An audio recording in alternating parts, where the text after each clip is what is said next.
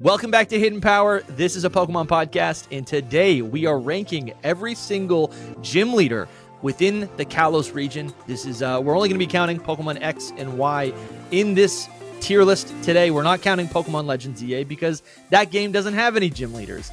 But I think it's going to be fun to take a look at these gym leaders, and our beating question is going to be what makes a good gym leader. My name is DustyGogoat. Today I'm joined by TraderLumi. Hello. And SoulSilverArt. What's up? I want to get right into this, guys. I have not played Pokemon X and Y in a little while. I don't even know that much about Pokemon X and Y. I've played the heck out of these games, and they're dear to my heart because of when I played them in college and the people that I played them with. But I don't go back to this game very often. Lumi, you are the resident Kalos guy. I go back to this game every 5 minutes, I feel like. Wow. I love Oh this my game God. so much. Bro, that's I love it wild. so much. I probably legitimately play it twice a year, at least. That's great. That's the bare minimum. That's honestly, seems really healthy, honestly. I've already played it twice this year, so. Oh my gosh, man. I don't know if that seems healthy. I played it the first time, and then I just tried to do like a playthrough once ZA was announced, and then my playthrough got erased. So. No! It's gone. But yeah, I only got to the second gym. I got to the second gym. And that was it. So it's I think we're all due a playthrough because I also started an X playthrough, I want to say, when ZA was announced. So that was like over a year ago. And maybe I think I got up to like Clemont or Valerie. Yeah, not too far. 5 or not too 6 far. then. Yeah, I got pretty far, but I did put it down. I got to pick it back up. You know what? That's what I'm going to try to do after this. I'm going to try to pick that up and actually finish the playthrough. That'll be Spoiler nice. alert, he doesn't finish it. Yeah. Come back in 2 years and leave a comment. I've actually been thinking of like I restarted it after I lost my X playthrough, and I was gonna just like play all the way up to where I left off, and because I was streaming it, and then just start streaming from there. But I had a Vivillon that was a specific style, and I don't know if it'll be the same one. Oh, it yeah, I don't sucks think so. bad. Anyway, but today we're talking about the gym leaders specifically, and you know we're trying to make this a series talking about just the gym leaders, and I think this is going to be fun. I think going into this podcast though, I'm almost a little dubious. I'm like not really sure how much. I guess from my point of view, because I've only played X and Y a handful of times over the last decade, I feel like I don't really know these gym leaders that well. You know, I feel that. I feel that. And Lumi, you had some nice words to say about these characters. I like them a lot. I like them a lot. Yeah, I do think, I think that we're kind of in this modern era of Pokemon. Gym leaders are more than just like an obstacle, and they do try to make a point to give them some kind of personality or some kind of thing. Like you see all of these characters have more to their design. Like you can see something in their design. You can see something about their character that like, oh, they like to do this. They like to do that. They have this job or whatever. And I think that's important. I think, if we're talking about the role a gym leader should have, I think not only should you be a tough opponent, but I do also think you should probably be a member of society. You know what I mean? Like you are like a leader. You are someone that people look to. And maybe not to the extent of the champion, but, like I always will applaud the Unova gym leaders, for example, for showing up to that final fight against Team Plasma, right? And they get a really cool moment in the anime, the Kalos gym leaders, where they like all show up to kind of help save the day at the end. They're like authority figures. They're like, and not they're like the mayor almost of their towns. I think that makes sense. I think if the champion is not a president or it's not, it's kind of weird because the actual league of each region is vaguely similar to government, but I agree. Yeah, I think that's but it's definitely not that. It's not exactly that, right? It's not actually. They don't actually control the laws of the nation, right? It also varies by region too, right? Like it does seem like for example, Galar, it seems like their league has a lot more political sway than say the, Kanto League has, Yeah. It's like they're like modern entertainers too. Like, you know, there's like a lot of entertainment. They're like big, you know, like everyone's listening to them. Yeah, celebrities. That's what I'm looking for. The word I'm looking for. It's kind of like that. It's like everyone listens to them because they're really popular, you know. So yeah, it's kind of that. In the Pokemon world, being good at battling, that's what gives you status. And I think Essentially, a gym leader, right, is a representative of the league who possesses strength by battling, but also strength and influence because they're good at battling, right? With Pokemon, they know how to wield the magic or the creatures, right? The status of powerful Pokemon. So yeah, I guess what I'm trying to say is like, yeah, I think Lumi brought up a good point that these people are more than just a checkpoint within the game, right? They're more than just a boss battle within the game, right?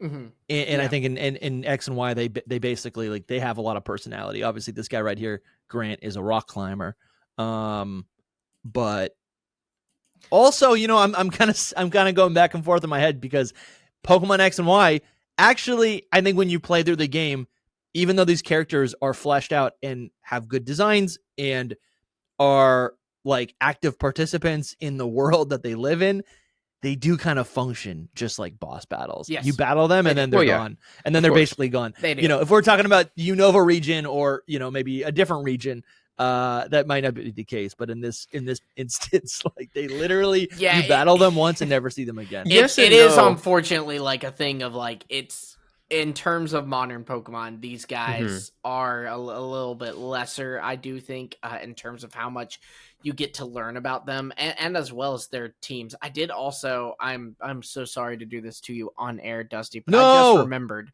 that I sent to you in Discord in the Trust. Okay. There is actually an image from the Pokemon X and Y anime where, because you see a lot of the times I got it. We have these like multiple gym leaders in a region. Like there's more than 8 in Kanto and all this. So these are Sawyer's badges, which implies that there are other Kalos gym leaders other than the 8 will name. So because Sawyer is what? He was Sawyer is the rival. He was a rival of Ashes in the anime. In the anime, yeah. Yes. So the 3 so I'm seeing 3 badges here that are not in. This is crazy. Yeah. This makes a lot of sense with like the cut content, like the beta stuff, like that all of Southern Kalos was cut. It could have been like a thing. Like there were other gym leaders. Yeah. There were probably other gym leaders that they scrapped, you know, and this made it into the anime. That's what I think. Right. And so not unheard of. Gary Oak does a similar thing back in the Indigo League. But, you know, it's interesting. I just randomly, we were sitting here talking. I just remembered, like, there are more than 8 in Kalos because Sawyer had 3 extra badges. So I pulled it up. But, yeah. So what this could have been older gym leaders, too, that were gym leaders that didn't make it anymore or something like that. Maybe. Yeah, so there's a couple different implications here. One is that I think the anime keeps doing this where they showcase more than 8 badges in a playthrough in a game where, you know, us, the players, experience the world of Pokemon. There's 8 badges, and that's just kind of the trope. And that's just what it needs to be for you to play through the game, right? But in the anime, there is a implication that the world, the Kalos region, for example, is much larger than what we actually see in the video games. And I think this makes sense with most other, anytime you see a Pokemon world outside of the game, there's room for interpretation and you know, they can kind of include whatever they want. So this image that Lumi sent me, basically there's 3 additional badges that are not seen in the video games Pokemon X and Y. It's a fire badge, a water badge, and a flying badge. I think that's flying. I guess it could be dragon, assume potentially. It's flying. I would assume flying. Yeah. Though. But what's really cool about these badges is they totally match the style of badge that is in the video game. So the implication is either at one time, maybe in the anime world, there is, you know, maybe there's still only 8. No, I don't even believe what I'm about to say. So I'm just going to cut to the. So no. So I don't even believe that. I'm not even going to finish the thought. What the implication here is that there are just more badges to collect, more gyms, and depending on what, you know, whatever gym, whatever order, wherever you're going in the region, you can collect a variety of different badges depending on whatever your experience is. And this is not even talking about that today, but like I would love to see that in a video game that seems so much fun to kind of carve out your own experience. That's so cool. That's the implication that I've always gotten from the games is that there's multiple gyms and just you have to pick 8 of them. Like, for example, shameless plug here, our Hidden Power Battle League, we have multiple gyms, but you only need 8 to challenge our Elite Four. And that's like something that I do kind of take from Links like are in the description. The Pokemon world. That's exactly right. But in the Pokemon to join the world, Patreon, like in the on Discord. the anime, but also in the games, there's a lot of implication that it is that way. Because like in the anime, we see in the Unova saga, Ash decides like to go get his 8th gym badge from Verbank City instead of Opelucid City. Like he literally makes that choice, like, I'm gonna get this 8th badge. So they straight up say there are 2 different gyms, but you can then we later see a character get it from Marlin and Humalau City. So there's multiple different gyms also in the Unova games. You can, in the Black 2 and White 2 post game, go visit the Asira City gym. You can go visit, the Lacunosa, or not Lacunosa, what Lenora's town, her gym, but it's not, you just pick 8 of them. That's always how I've seen it. Yeah, but I think that's a great example because it's a real example of multiple gyms in a game. Yeah. Which we don't often see. I think we also see that maybe in like, no, that doesn't even count. I was gonna say Johto and in Kanto maybe. Honestly, that could count. That it kind of could count because since they share a league, why couldn't I get 6 badges from Johto and 2 from Kanto? Yeah, absolutely. Would have been cool. Yeah. No, that's so cool. All right. So this is sick. So basically, all right, we're doing a tier list today. There are 8 gym leaders, right? And I think what we want to think about is like, why are these the gym leaders? What are their teams, right? I think we're all going to bring our own baggage, maybe design elements, maybe our history, maybe how difficult they are as trainers. But I think overall, these are the 8 gyms, the gym leaders in the Kalos region. But we will also be having conversations about, maybe, I guess I think we want to talk about like, okay, well, why don't they have mega evolutions? Like that could be a fun thing to discuss while we do this tier list. I don't think it's going to affect the tier list. And then later in the show, I think it'd also be really cool to look at some characters that maybe could be gym leaders or maybe have been gym leaders in the past. And those badges belong to maybe. Yeah, that's kind of what we're thinking about, right? Like we know that there's more gyms. So who are the gym leaders? Have we even seen them? I don't know. This is such a cool picture, Lumi, because I have seen this before, but like I completely forgot this existed. This is really sweet. I would also like to talk about their badges too on each gym leader. Sure, yeah. How good is their badge? Because like starting out, like Viola's got a great badge. The bug badge, sure, the best badge. Yeah. So let's do. Okay, so Viola's first. Let's pull up. Yeah, I'd love to see the concept art like you did for these guys because that's super helpful. That is pretty cool. All right. We got Viola first. Sandfloon City. Bug type. She's got the bug badge. Yeah, she's a bug type trainer. Her what she likes to do is to take. She's a photographer. She's got a smaller little. It looks like a film camera around her neck, and then she also has like a DSLR camera. Her hair looks like a little. She's looking like a bug. Yeah, it's got bug antenna vibes to her. Yeah, I guess. Love the cargo pants. Heck yeah. Anyway, yeah, Lumi, I really am going to be leaning on you to kind of like give me a lot of lore dumps on these people. I mean, because so I'm hoping you can kind of some have more than other. And some of it is like I don't really know if it'll help you with your decision, but I will say this with Viola and Grant, that's our second gym leader. They are really good friends. That's something we know from the anime. And I'm going to be completely honest with you. I try not to read too into these things. I think there's a little something. I think there's a little more than friends going on. Interesting, Lumi. I need to talk to you later about that because that could be a theory somewhere in there. Yeah, I think, they like, I don't know. It just feels a little flirtatious the way that you Sure. meet them in an episode or you meet Grant in an episode where they're at the Bao Chateau and they're showing that off in the anime and they're like battling each other. And I don't know, just the way like Grant approaches her and challenges her to a match and like the way they talk, it feels a little flirtatious, you know? Interesting. But That's fun. It's all theory, but we do know Right, they of are course. good friends. It's stated in that episode they are good friends, which Sweet. I think kind of maybe even makes sense why she has like a surskit. You could speculate she picked up like a water bug type to try to counter her rivals rock types, right? Because if they're good friends and they're also both Pokemon trainers, they're also probably both rivals. That's Mhm. fun. That's fun. I Mhm. like that. That's Yeah. kind of Very fun. nice. Again, the lived-in world of the Kalos region. That's fun. That's fun. Yeah. Right. Yeah, so she's got, when you battle her, she's the first gym leader. When you battle her, she's weak. She's got a Surskit, He is weak. level 10, Vivillon, level 12. And I think, again, if we haven't even said it, I think it's pretty accepted at this point because of there was like an official, so basically, I think it's accepted that like, when you fight a gym leader, Viola, for example, even though when everyone fights her, she's like gym 1, she's got a weak team. I think the implication is that if you fought her later in the game, Mhm. right? If you fought her later in your journey, let's say you have 5 badges and she'd be your 6th opponent, the implication is that she would actually have a much stronger team. I believe that. I mean, like older games, I don't know. I don't think Kalos has it, but in older games, you know, you would rematch them later on with like Sure. full-fledged teams that are like, they could be Elite Four member teams, basically. Yeah. Yeah. And there are some rematches in They X and are, Y. but They're not totally they're not much.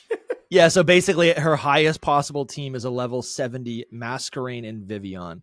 I mean, level 70. It's just Yeah, that I she know, needs, but it's like she needs like a whole team is the Right. problem. I Yeah. think I would imagine she would have a whole team. Yeah. This is where I think it's She can have fun hair to cross. kind of. I like to Mhm. look at the anime masters the manga here and kind of see if you can piece together more mons. I know sometimes masters will do like a weird thing with the sync pairs where they're like, you know, oh, it's Viola with Lugia, and it's like, well, she probably doesn't have a Lugia. That's but I fun. think, you know, when you see something like if she were to have a Scizor, she doesn't. But if she were, that's like, okay, well, I could believe that one, you know. Yeah. Mhm. Yeah, I don't totally think get she's it. in Masters yet. She Is is. she? She has Masquerain. There's 2 sync pairs, one with Masquerain Oh. and one with Vivian. Yeah, it was a different page on Bulbapedia. Let's see. It is on the other page. You just scroll past it. real Oh, quick. she has the icy snow pattern. Yeah, I she got love like that a little though. holiday design. That's yeah. like That's one of my fun. favorite ones. Yeah, and I could see that too. Like I could see her kind of being like a collector of the Vivian pattern. Sure. Yeah, that Or makes She's so a much sense, 'cause photographer Kat- too. Yeah, You know. I think that's kind of what they were probably going for, to be honest. Yeah. That's her occupation, right? Like her other occupation is just photography. She's a photographer. Yeah. Yeah. Yeah, It doesn't her go into gym detail too is much like a in that. little gallery until you go into the bottom part where like the web is that you do this. You know, the Yeah. traditional gym dungeon. So she I'm really gonna be doesn't honest. have that many Pokemon. I'm gonna pull up a list of where is it? Just like of all. Anyways, keep going, Soul. No, I was gonna say I'm gonna be honest. Like just looking at her Pokemon, like those are 2 of my favorite bug types, especially the icy snow pattern. Like she's going high on my end of the tier list. Like I don't really love her design so much. Like it's kind of basic, and she's super Sure. weak as like a trainer. When you face her the first so time, weak as a trainer. Yeah, it's- man. it's like so forgettable. Even Yeah. you know what I And mean? the bug Like, type is a weak. no, I don't want to hear it.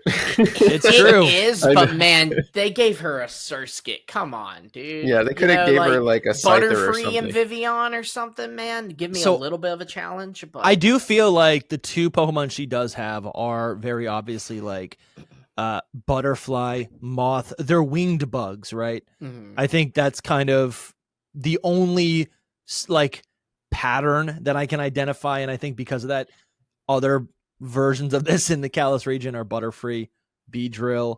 I mean, that would be really easy to give them. You could give her Mothim. That's another winged creature. Yan Mega. Yeah, Yin Mega could work. I mean, obviously it's the first gym, though, so Ladian, like she wasn't going to get Vespiquen. all of these. You know, Right. we're thinking But they which still- one. No, they but I'm talking could've about her given end game her- team. Yeah. Her end Yeah. game team. Like what Like, other what mons is you could her- have? Ninja, Shedinja. Yeah, so there's Hmm. plenty to choose from. The issue is that none of these are that powerful. Maybe 'cause Maybe one thing- Flygon. Yeah, one thing I like to think about if she was in Paldea, she'd have Flygon, she'd Terra Bucket. Yeah, that I makes sense. One thing I like to think about is they're in the Kalos region, right? They're prominent trainers in the Kalos region. So I think it stands to reason that they very well could have access to Mega Evolution. Yeah. And just, don't use it against you for one reason or another. So in thinking about that, Dusty, I think you kind of maybe revealed her Mega. Maybe she uses Mega Beedrill. I was thinking that cool. too. Okay. Or Pinsir, because it grows the wings. Pinsir's kind of fun, and it's also kind of like I feel like it contrasts with. I mean, again, she doesn't really have any sort of pattern of a type of Pokemon. She doesn't really have a type of Pokemon that she likes. I think we 2 is not enough to go off of, but I do like that idea of like having this of her having this ferocious beast Pinsir that like gains wings to become part of her team. My vote is definitely Pinsir as well. Were either of those, were they Oras Megas or yeah, they're Beedrill was an Oras Mega, but yes. Pinsir was a so Pinsir, it's X1. Pinsir for sure. Pinsir, we're just gonna go with Pinsir for that. That's fair. Yeah, that's fair. I would love that for her. I'm just saying it fits. I love the like ugly, mean big bug and like the like softer girl like companionship. That it's like really sure. it's a cool trope. Fun. Yeah, I love it. Yeah. Damn, she should have a Scyther though. I mean, at this point, Pinsir would make Scissor's Mega is always kind of associated more so with Wickstrom, the Steel type Elite Four member. Yeah, that's fair. Where are you ranking her is the question. Well, I mean, unless we have more lore on her. No, just one more thing I wanted to check that's a little off. So the Kalos gyms include or represent the following types: bug, rock, fighting, grass, electric, fairy, psychic, ice. Then you have the Elite Four and Champion. They take over the fire type, the water type, steel type, dragon, and Diantha is kind of a mix. And if we go to those badges, there is a fire badge and there is a water badge, but there's also a flying badge. And I wonder if that flying badge is actually maybe a dragon badge. We don't really know what it is.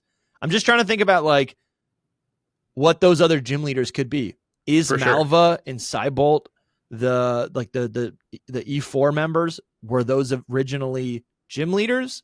Yeah. I mean, it could even be a thing of both, hypothetically. Larry and Paldea is both a gym leader and an Elite Four member.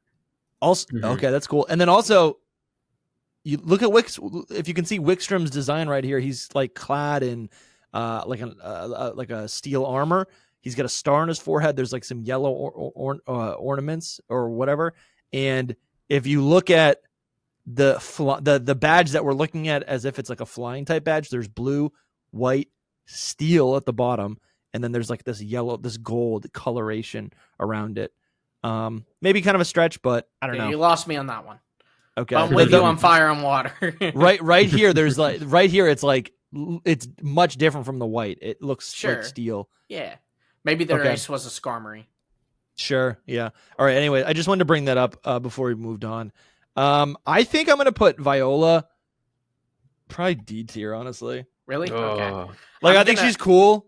I think she's cool, but like her team sucks. Hey guys, hold up. I gotta take a moment to just thank each and every one of you supporting the show with your likes, your comments, your subscriptions, all that. But I want to take a moment to specifically shout out some of our supporters, the people who either here on YouTube or over on Patreon are actively funding the show. The cool people, the best of the best. I want to shout out our mythical tier members: Ryan Amphosinus, Coronet Highlander, Chris, Adam Gibson, Tyler Low 15, Normal Guy, Astro Tempest, Sam Ross, Porygon A, Ball Guy, Doom Typhlosion, Brain Dead, Nicholas Taylor, and the PokeKid 01. I want to give a special shout out to our Arceus tier supporters: SEH Art Gold, Lethal Randy, and Red. And I want to give a Mega Evolve size shout out to our Game Freak Inc. level members, Young Smokey and Bramtastic. Thank each every one of you so much. Thank you guys for your continued support. This show, Hidden Power Podcast, is completely independent, and it remains that way because of your support. Because not only you're just watching on your commute, you're listening on your commute, but you're also subscribed, you're hanging out, participating, commenting in the live streams, and also it's because of you guys who show up every single month to support with your wallets this show. And yeah, it's honestly great staying independent because we can continue to talk about whatever the heck we want. You know, it's pretty Heck great. yeah. It's pretty great. Yes. And if you want to support, how about this? If you want to support, we have tiers as low as $5 a month. And most everything is in that $5 tier. You can join the secret Discord, which gets you a whole suite of social perks. You can communicate with people. There's the Battle League, etc. Join the live call-in show. But also you get monthly, maybe like, I want to say multiple additional podcasts and live streams every single month. You get access to it immediately. Soul just actually he's in the middle of playing Emerald version for the first time. And he's been plugging away at that. There's 2 episodes right now on Patreon or available to YouTube channel members, whatever tier you want. All of that content is available. You also get 10% off merch. And if you want your name read on the show, mythical tier or higher, we'll read your name on the show and give you that extra acknowledgement and those additional bragging rights. We appreciate everyone who watches, but we appreciate everyone as well who donates and puts their money where their ears are at. We appreciate you guys so much. This show, Hidden Power Podcast, would not be possible without your support. I'll take the sunglasses off so you guys know I'm not kidding. Thank you. Really appreciate you guys so much. Thank you. Yeah. Yes. Back to the show. Thank you. Back to the show. Her team is garbage. I'm not gonna lie. I'm gonna be fighting the bias hard here, but I'm gonna put her at B because I think I'd go C. She's just mad at me, but then I'm like, she also does photography, and I love photography. And that is cool. All right, C tier. I'll bump her to C tier. So I'll go B. That's the where are you putting her at? That's the thing is, like, I love so much about her. Like, I love photography as well. I love the bug type. I love the Pokemon that she's using. She's just a weak trainer. If I think of her as like she could be a like more strong trainer at the end, or like she's holding back kind of thing, then for me, and also her design is not the strongest, but I love like that she has the bug like hair thing going on. Sure. So I'd probably put her in A. I think she's going to be one of my higher ones because this is the bug type bias showing. Sure. But she'll go to B then. Yeah. You know what, dude? Honestly, I guess it is true that I feel like she's just good vibes. She is. I really feel like she's good vibes. Like, you know, she seems like someone that you could sit down, Sandaloon with, have a coffee, and it'd be a nice time. You know. Yeah. But also, it's like, why does she have the gym? Why is she a gym leader? Is she really that powerful? I mean, she's good vibes for us, but like, she got in because she knows somebody. Why is she a gym leader? She got in because she knows somebody. Yeah, her sister's a big journalist over in Lumio City. She pulled some strings for her. Yeah, I will say this. It's all about beauty. It's all about beauty in Kalos. So who knows? It's I will like say that this. kind of She's thing. technically a cheater. What? Why? Because Vivillon is so weak. Vivillon's too low of a level. When you rematch her, the first time you battle her in the Battle Chateau, her Masquerain is level 40 and uses Air Slash, and it does not get that move until level 47. Oh, you're the cheating. It's not a TM. No, but the cheating is allowed. The cheating is allowed once you become. When you're a bug type gym leader, it's absolutely allowed because you gotta make up for it. You know what I mean? Yeah. But yeah, so she'll go to B then. I just feel like That's fair. I just feel like she has no. I'm like, she's no. I don't know. A bug type gym leader is tough. Bugsy in the Johto region, I get why he's a gym leader. He's got a Scyther. He's got a strategy with He's got a Scyther, but then he also has a Kakuna and a Metapod. You know, sure. It's like, Yeah, he could have. Yeah, but if you battle him if you battle him as like the 4th gym leader, he would have had Beedrill and Butterfree and but you know, she might something have else. Had some more on her team when. Also, the thing is, I don't know. Mega Beedrill's actually garbage. We have to get that. Sure, out there. Yeah. I hate it that it's true because I love Beedrill, but it's garbage without its Mega. I just think she has literally nothing. Like there's so many opportunities for Game Freak to give her more Pokemon, and they're like, nope, she only has a Vivillon. Mm-hmm. Yeah. I guess you could maybe you could ask yourself what is her gym, like what photos are up in there, and then you could from that maybe go, okay, well maybe she has this Pokemon, but I don't know. Does she have we seen the You can see them, but I don't remember them, and I'm trying to find them and can't find them now. You can see them in game because when you first enter her gym, there's photos, but they also could be of wild Pokemon, right? Like she lives right next to the Sandalwood Forest. Sure. So it stands to reason that she'd walk in there and take some photos of bug type Pokemon every so often. So it says you need, the gym puzzle is that you have to navigate a web. Mm-hmm. So I could see her with a Spinarak and Ariados. Yeah. Right. There you go. Oh, we should kind of rank their whole like gym thing too, because those are kind of fun as well. Like I liked this was. I don't know how to feel about this one, but you like have to do a little puzzle essentially. You're right. We should take it into account. That means she goes to F tier. It's pretty. It's not the best, but it's like pretty. Also it looks nice. Yeah, what you're saying, it's pretty. It is pretty. You're like walking on like these like glistening webs essentially. Which I enjoyed the aesthetic. It makes sense that a photographer would like focus on it being aesthetically pleasing over it being challenging, you know? Yeah, I agree. Yeah, she's A. She's A for me. B. So she goes to B. She goes to B. Next, we've got Grant, the rock type gym leader. Grant, and it's funny. It's like all of these gym leaders. Like I always think about like the first gym leader of that type that we were introduced to. So like I'm comparing Viola to Bugsy, right? I'm comparing Grant now as a rock type gym leader to Roxanne, to Brock. So it's like, wait, not to Brock. Well, you haven't played. You haven't played through the Hoenn games yet. If that's the I case, think about then, Roxanne. If that's the case, then I feel like he's got to be high up there. You know what I mean? Like, to be the second gym leader and you're using both of the fossils, which were really good fossils too. Like competitively, at least for a playthrough. Amara's not great competitively, but it's tough for that. I always struggled against Grant. That's the one that when I'm like, because I like to play Nuzlocks of these games, when I'm playing through a Nuzlocke of X and Y, the gym leader I'm usually most worried about is Grant. Yeah, I think that is fair. I guess I was saying I'm comparing them, not really for my ranking, but just like in general. Like, it's hard not to think about the other rock type gym leader, Brock, right? Brock is so iconic. So it's just kind of interesting to I got him in the back of my mind. What does Brock do well? Now what is Grant doing well? So this is his design. He's a rock climber. He's got his little chalk bag, his carabiner. He's got he's got his hair up as maybe not to get in the way of his hand placements. But like they actually like decked out, like their outfits are literally representative of like whatever they're I like they were the definitely looking at stones in his hair. That's a fun. That is cool. That is I like cool. his hair in general, just the whole thing, like the shape and everything. It's like a cliff almost. I love it. Yeah, I see that. Yeah. His do you think these stones are like evolutionary stones or shards? That would be hard. Maybe. Like probably shards. Yeah. Like the red shard. He just like, shard.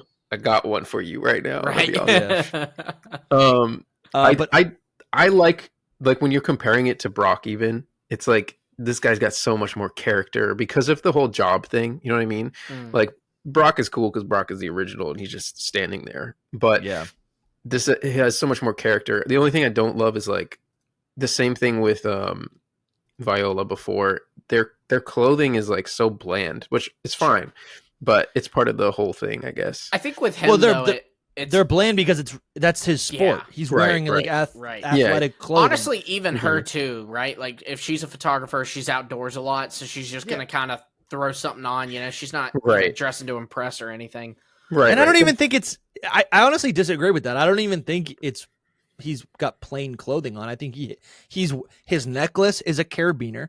He's got a Pokeball. He's got stuff in his hair. Those details for sure. He's got like shorter pants that kind of flare out above his ankle. Again, it's all utility. He's wearing his belt is literally the harness that he would wear while rock climbing. He's got the rock climbing shoes. I think it's cool. Like it is one of a kind.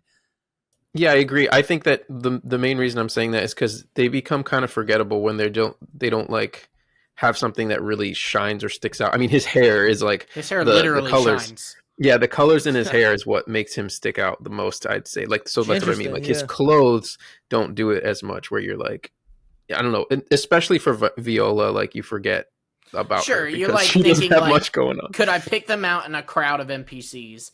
And with Grant, I think you could because of the gems, but with Viola, I don't know that you could pick her out. I appreciate I'm a hobbyist. I've done this once, maybe 5 years ago. I did it honestly, I did do a lot of rock climbing in like the Boy Scouts and stuff, but like this is something that I've done. I know I have friends who like do this as a very serious hobby.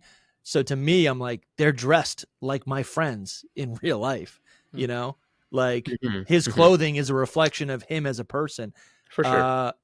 The quote here, I don't know where this is from, but this is on Bulbapedia. The quote that describes Grant, the flavor text says, Grant is the wild yet cool and collected rock climber. Anyways, just, I don't know, kind of cool. So, okay. So his team is, he's got a Amora and a Tyrant, which is really cool as a second gym leader to have the 2 fossil Pokemon. Actually, you know what? I'm saying this is really cool, but doesn't Rourke has him. That's the first gym leader. He has one of them. He has Granados. Yeah. But this guy has 2, and also like, you know, no offense to Granados, I love that Pokemon, but that's a pure rock type. Whereas this dude is throwing out a rock ice type and then a dragon type on the second gym, you know? Wow, I definitely really cool. struggled against him actually when I was playing it just recently. Yeah, no, that actually is really cool. Yeah, refrigerate takedown from that Amara, like that can hurt, you know. We haven't even gotten that far into this, but like, I'm already thinking like, this feels like a proper representation of this man's like strength and like his capacity as a Pokemon trainer, right? If we're battling, like we see him, we're battling him here at Gym 2, but like if he was the 8th gym leader in our journey, like what could he have? Obviously these would be evolved. And I think we can see right here his highest level Pokemon would be an Amoris an Aurorus and a Tyrantrum, both level 70. That's no joke. But like he also has an Onix in the anime, right? That's kind of cool. What else could he have, Lumi, you think? I mean, you know, if we're talking about having a mega Aerodactyl, I think makes a lot of sense. Of course, because, you know, it's a fossil. Lumi's got his planned right now, man. He's got this plan. And not only that, but you do find the fossil for Aerodactyl and you restore it just like the town below Solage City, like right there near it. So it all kind of lines up. Yeah, this probably makes the most sense because he's got fossil Pokemon. Like, right, it's perfect. Maybe he'd have a Barbaracle on his team because you can find those in Solage City, and it's a rock type. Fun. Dwebble, I think you can also find around there. So like Crustle, Barbaracle. That's pretty good. Relicanth doesn't feel. I like Barbaracle. Relicanth actually does feel a little right because if he's obsessed with like ancient Pokemon because he's got these 2 fossils. Yeah, maybe I was gonna say Relicanth doesn't make sense because it can't. I mean, if his whole thing's rock climbing, like Relicanth doesn't really die, and it is the similar vibe. But I'm like, it's a fish. It feels a little removed from that, I guess. Sure. But you could say his Pokemon in general feel a little bit removed. I feel like Barbaracle would have been pretty sweet because that is something that can climb. You know, like that seems like an ace Pokemon for Rourke, and I'm just doing. This is just my headcanon, but Barbaracle, like, it's got a bunch of hands. I could see it, like, climbing the walls. That's sure. fun. It does. Fun. I guess the reason they didn't make it that was because, for one, you know, since he's the second gym leader, it wouldn't be evolved, and Binacle would be a really lame ace.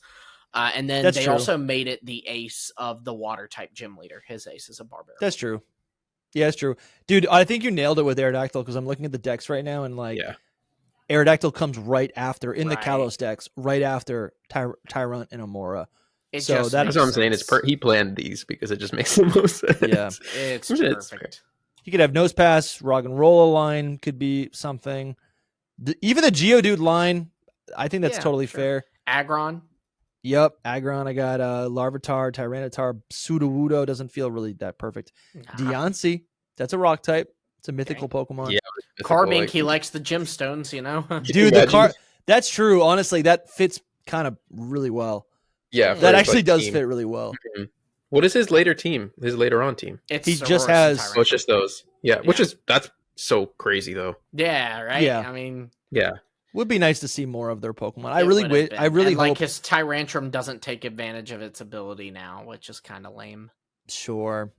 I really hope we get a new version of like the Pokemon World Tournament that we saw in Unova, just so we could like actually get like new teams, updates, design updates for these old characters. Fingers crossed for Pokemon Champions. Yes, please. That'd be kind of fun. I think this guy's pretty elite, man. I think he's a gym leader, not an Elite Four. Yeah, sure. I think Grant, like, he does end up being forgettable in, like, just because you battle him so early on, and then, you know, it's like after you battle him, you never see him again. Right? Yeah. I can see that being a little forgettable. I think that's going to be the case. I think that is the case for a lot of them, yeah. Kalos gym leaders, but this man is showing real. I don't know, man. He's got dragons, ice types, fossil Pokemon. Right. I don't know. I feel like that's kind of difficult to wield, especially earlier on. In just to say, his gym is awful. I hate really? climbing. I like his gym. I hate it. It's even got. It's nice looking, difficult. Like hellish to get through. You know. Well, I think that would make it a good gym challenge. Well, and like, dude, also like, okay, so you're playing a game, right? So you're hitting some arrow keys. Put yourself there for a moment. You're having to climb all that to get to them. Yeah. You know, like that's true. A tough gym. Yeah, it's cool in like if you were to imagine being there for sure, but that would be tough. Have you guys ever done rock climbing? I have not, but I a long time ago. Definitely not anytime recent. Yeah, but... I'm thinking. Yeah, I definitely did it when I weighed a lot less. It was easier to do. Less weight to carry. I know a lot of people that are into it. So I've been to like the rock climbing events and stuff. Like watch people climb a wall. I just never really. I'm like, climbing a wall. Yeah. But you got like those free climbing, YouTubers. Yeah, dude, that crazy. Just insane stuff that they do. You also this is the ship right now. He climbs and Viola puts the content on Instagram. Yeah, there you go. I love it. He even has like behind his the rock climbing wall. If you go to his gym and go around it, there's a bench facing the waterfall, and you can just like sit down. The camera angle changes so you can see the. Oh, no way! It's just little details like that. Maybe that's like his little. Behind? Maybe he should have really go behind the thing and like sit there to look at it. Like, dude, I like that. Maybe he should have Relicanth. Maybe it's maybe that's like his date spot with Viola. Yeah, I love how we're just put like that bench there for that. We're shipping it. We're definitely shipping it. I ship it, man. I'm telling you. I'm telling you. This is y'all's homework. We have homework sometimes. Y'all's homework is I'm gonna send you the episode, and you just watch it, and you tell me honestly, like, there's totally. I want to see chemistry. 10 theories by tomorrow. Yeah. You know what? It's also kind of interesting. So he gives you the TM Rock Tomb, but I felt like the HM Rock Climb kind of felt random when it was introduced in Gen 4. And this is our first official rock climber character. And I know there's no association with the rock climb TM. Or the HM. I don't even think it's in this game. Is it in this game? It's a normal. I think it is in this game. It's not as a TM though, I don't think. And it's a normal type move, which is always kind of weird. Is it an HM? Oh, yeah, that's true. Yeah, it was an HM in Generation 4, but it's not an HM in Gen 6. No. Okay. Yeah, my point is, I think it's kind of interesting to see them kind of like acknowledge like this is something in world. Like it makes sense. But I always thought rock climb was kind of random, just tacked on in Gen 4. Anyways, they should have made it a rock type move. Just he's gonna be B for me, I think. Really? Because I love his hair. I'm putting him an A. I'm putting him an S, honestly. The Pokemon I do agree. Like, I mean, he's strong, dude. He's strong. Like this is a character where I'm like, sure, maybe he doesn't have the. No, I could. You know what? If he had a good team, I guess I could see him.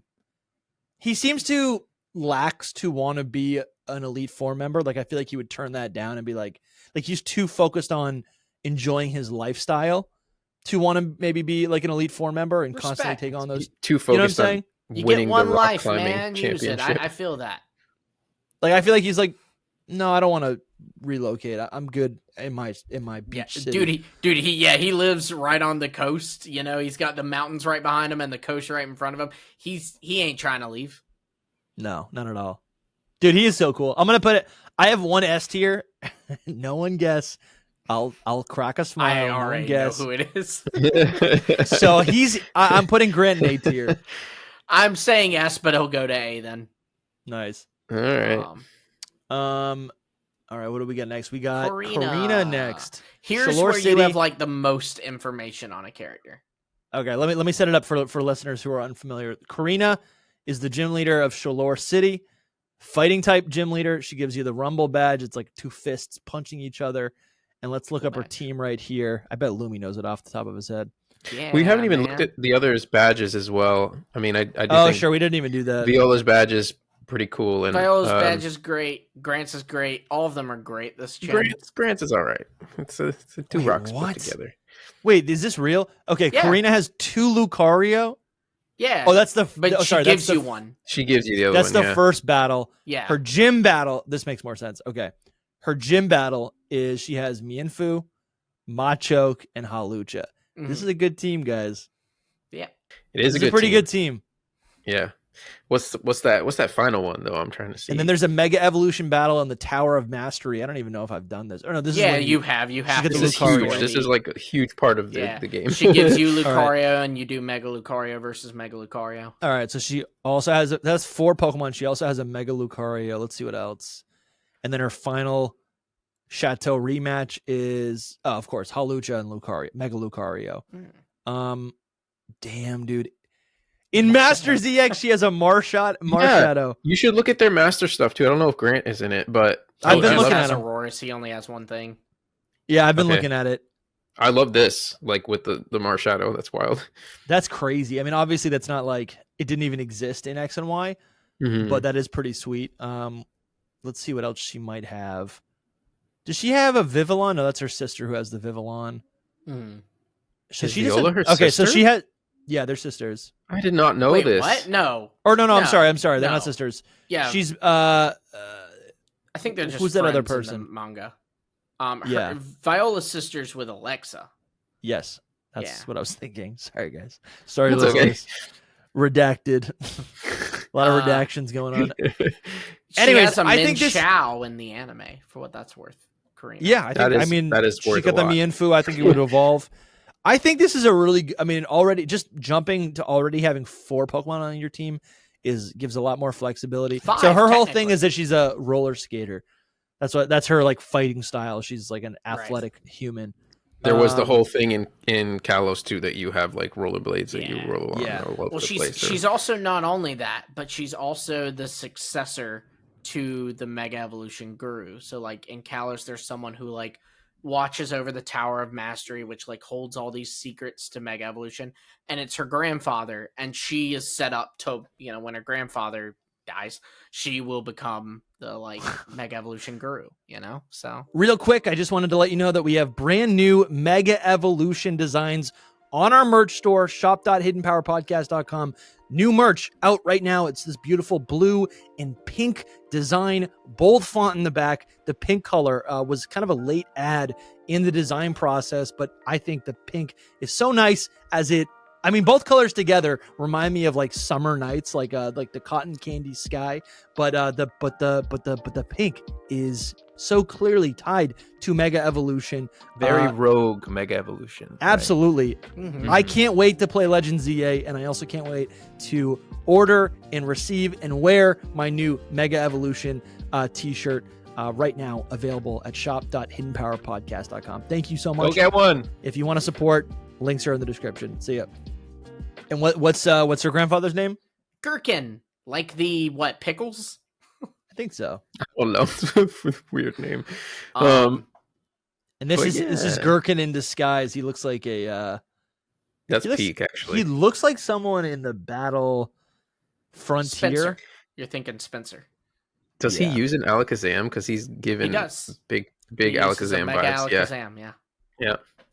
So Gherkin, I didn't even know. I just guessed based on what he looks like. And this feels related. Gherkin has a Mega Blaziken, or a Blaziken, a Lucario. He's got an Alakazam. I'm assuming they can all Mega Evolve. Oh yeah, they can all Mega Evolve. Blaziken's the only one we haven't seen do it, but I would imagine it can. He's the Mega Evolution Guru. Sure. He just has all Megas. It's crazy. This image I'm looking at, I thought it was Mega Blaziken because he's kicking down and his his tail is that's crazy. I did think it was as well. Yeah. When you said it, I was like, that is Mega Blaziken. What are you talking about?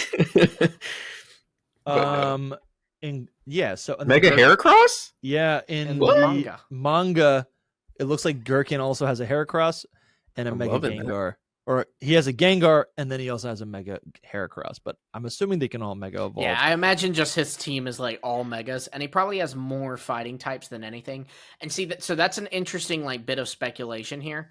So it is not stated anywhere in game that he at any point was a gym leader, but because Korrina is the Shalor City gym leader, because Korrina is a fighting type expert, and then you couple that with the fact that she is gonna become the Mega Evolution Guru, which is what he is. He also lives in Shalor City. He seems to have a bunch of fighting type Pokemon. I think one could wonder if he maybe at some point was the fighting type gym leader, you know? Yeah, that makes sense. Before Korrina was. There's not that many. There's a good bit of fighting types. Fighting type Megas. Yeah, Gallade, Medicham, Heracross, Blaziken. Mega Mewtwo X, I'm not counting, but yeah, that counts. Maybe. I mean, if Korrina's got Marshadow, why not? Lucario, Lopunny. Oh, Lopunny. Yeah, that could be like a full team of Megas. I guess, yeah, that is really interesting. I would say he probably was a gym leader at one point, like a generation ago. Or maybe even just 5 years ago. I think he was. I didn't include him on the list because it's not canon, but it is head canon. Yeah. And, she was tough to beat, I thought. Korrina. I think so as well. I'm trying to remember. If you come with the right team, you've got it. Like right before you face her, you are in a cave that has a ton of psychic types and I think a couple ghost types. So that if you pick something up, you're good. But if you didn't, she can also be. If Grant doesn't scare me, usually she scares me in a lot. Okay. You can see. I mean, I can see she does evolve that Machoke to Machamp, which is already super powerful. I mean, that's a Pokemon that has always been wielded by, I mean, I guess I'm thinking about Bruno from the Elite Four and Kanto. Machamp's really powerful. She's got the Mega Lucario. Halucha, I think it was really unique when it came out. It's got like the dual type move flying press. Yeah. And even Mienshao has this like grace to it. I think Mienshao is, it's rapidly becoming one of my favorite Pokemon. I love Mienshao. Mienshao is really cool. Does she ever have it though? Was it in Masters that she had it? In the anime, she Ash rematches her in Journeys and for the World Coronation series, and she uses a Mienshao in her Mega Lucario. But all this info is in the. It's because they gave her, because she like traveled with Ash for a while, so she's like a pretty big deal in the anime. So they gave her own page for the anime. If you scroll up a little bit, you can see it. Oh, I see. Just a little bit more. No, that's Adventures. There you go, Korrina anime. I gotcha. Also, fun fact about her in the anime, she is really good friends, possibly even like best of friends, with B from Galar, the fighting gym leader from Galar. Oh, fun. Yeah, I can see it right here. That's so random. Yeah, that's cool. Well, they're both fighting type gym leaders. That's I guess cool. No, because it was in Journeys. Yeah, that's what all that happened. So that makes sense. Yeah. There's the Mienshao. Dude, and she used Pikachu. She did use Ash's Pikachu for a little bit. She used Pikachu. Well, that's friends. Crazy, dude. S tier immediately. Yeah, because she traveled with Ash for a decent bit. In the anime, right. Guys, Machoke is like sick. Look at this thing. I don't know about all that. It's too much. Yeah, too much Machoke. It's You're a doing man. Too much. You got it's so good, dude. Look at it. Look at this baby. It's like the reptilian Incineroar. Yeah, it reminds me of like it always reminded me of like the Argonians from like Skyrim. Yeah. Except naked, and I don't like it. Dude, he's tough. Yeah. As for this chick, I am really not a big fan. Is that wild? I don't know. It might be my hot take. I'm not surprised. Why? People really like her because she was in the anime. Like, so people have big connections to her, but I didn't watch any of the anime of this, any of this anime and all that. I get annoyed that she's constantly in a bike helmet and skates. Like, it bothers me so much. She just looks. What do you mean? I don't know. It's just so like she could be any trainer to me. Like, her hair is the only thing that makes her stand out a bit. I am not a fan of her design much. I do kind of agree. I do think the helmet does make her look like a random trainer. Yeah. And Yeah, interesting. Yeah, I guess I've never thought too much about her, and I didn't realize she had all this lore behind her.